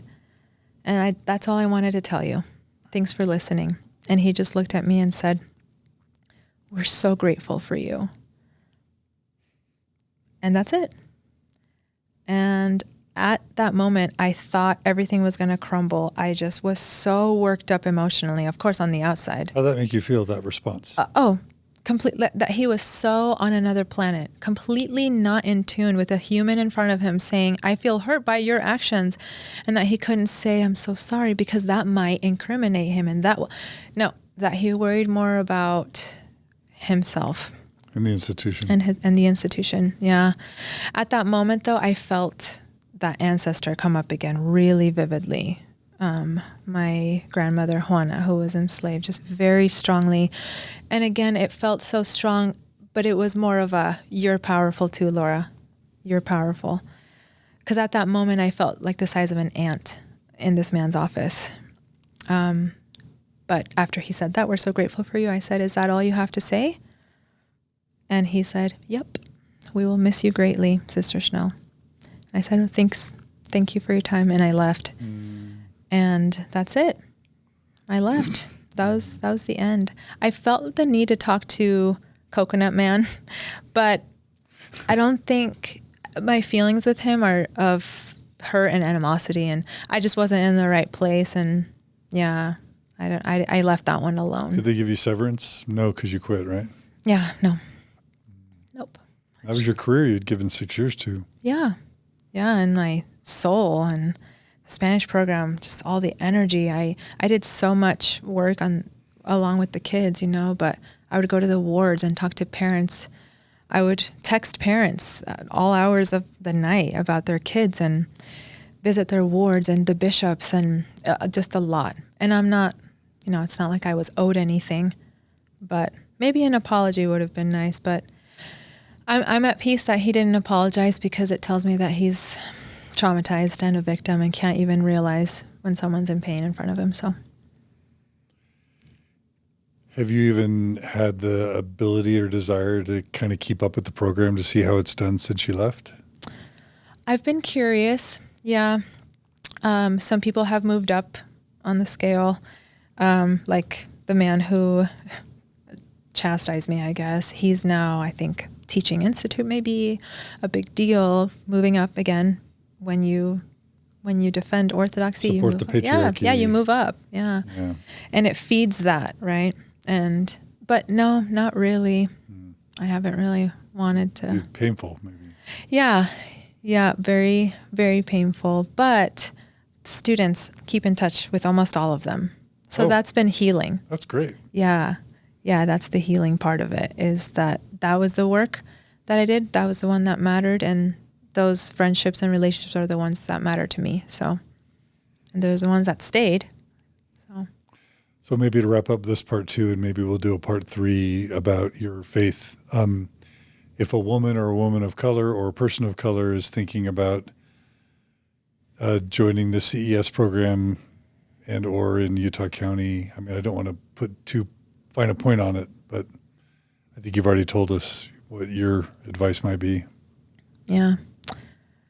And, who am I to tell you what to do or not do, right? You do what your heart tells you to do, just for whatever it takes. Don't betray yourself. That's what I would say. Don't betray who you are, where you come from. Just don't betray yourself for the name of anything. So. Mic drop. What do you think, Kara? Yeah, a lot of us, I'll start that over. I would say that it's stories like this that make me really appreciate that the church sharpens a lot of good swords for righteousness and standing up for truth and doing the right thing. But going back to the orthodoxy and empathy thing, the church is just not always in favor of when people use that sword to cut against them. And it's the people that they kind of trained in the system, it sounds like, that are often just marginalized and pushed out to feed back into the orthodoxy pyramid. So I think the church is losing a lot of really good people like you that are so empathetic to the needs and the mission of Jesus Christ to begin with, for the things that you tried to do in the seminary program, it sounds like. So, again, hope this gets back to headquarters. Yeah. So that's nice. Thank you. Yeah, it sounds like you had a really a good, beautiful teaching career, though, and what you were able to accomplish. Yeah, thank you. I did a good run. It was. It was so good for me and my growth, and they gave me way more than I could give them, though. That's for sure. That's kind of how I take it. Yeah, I can sense that. Thank you.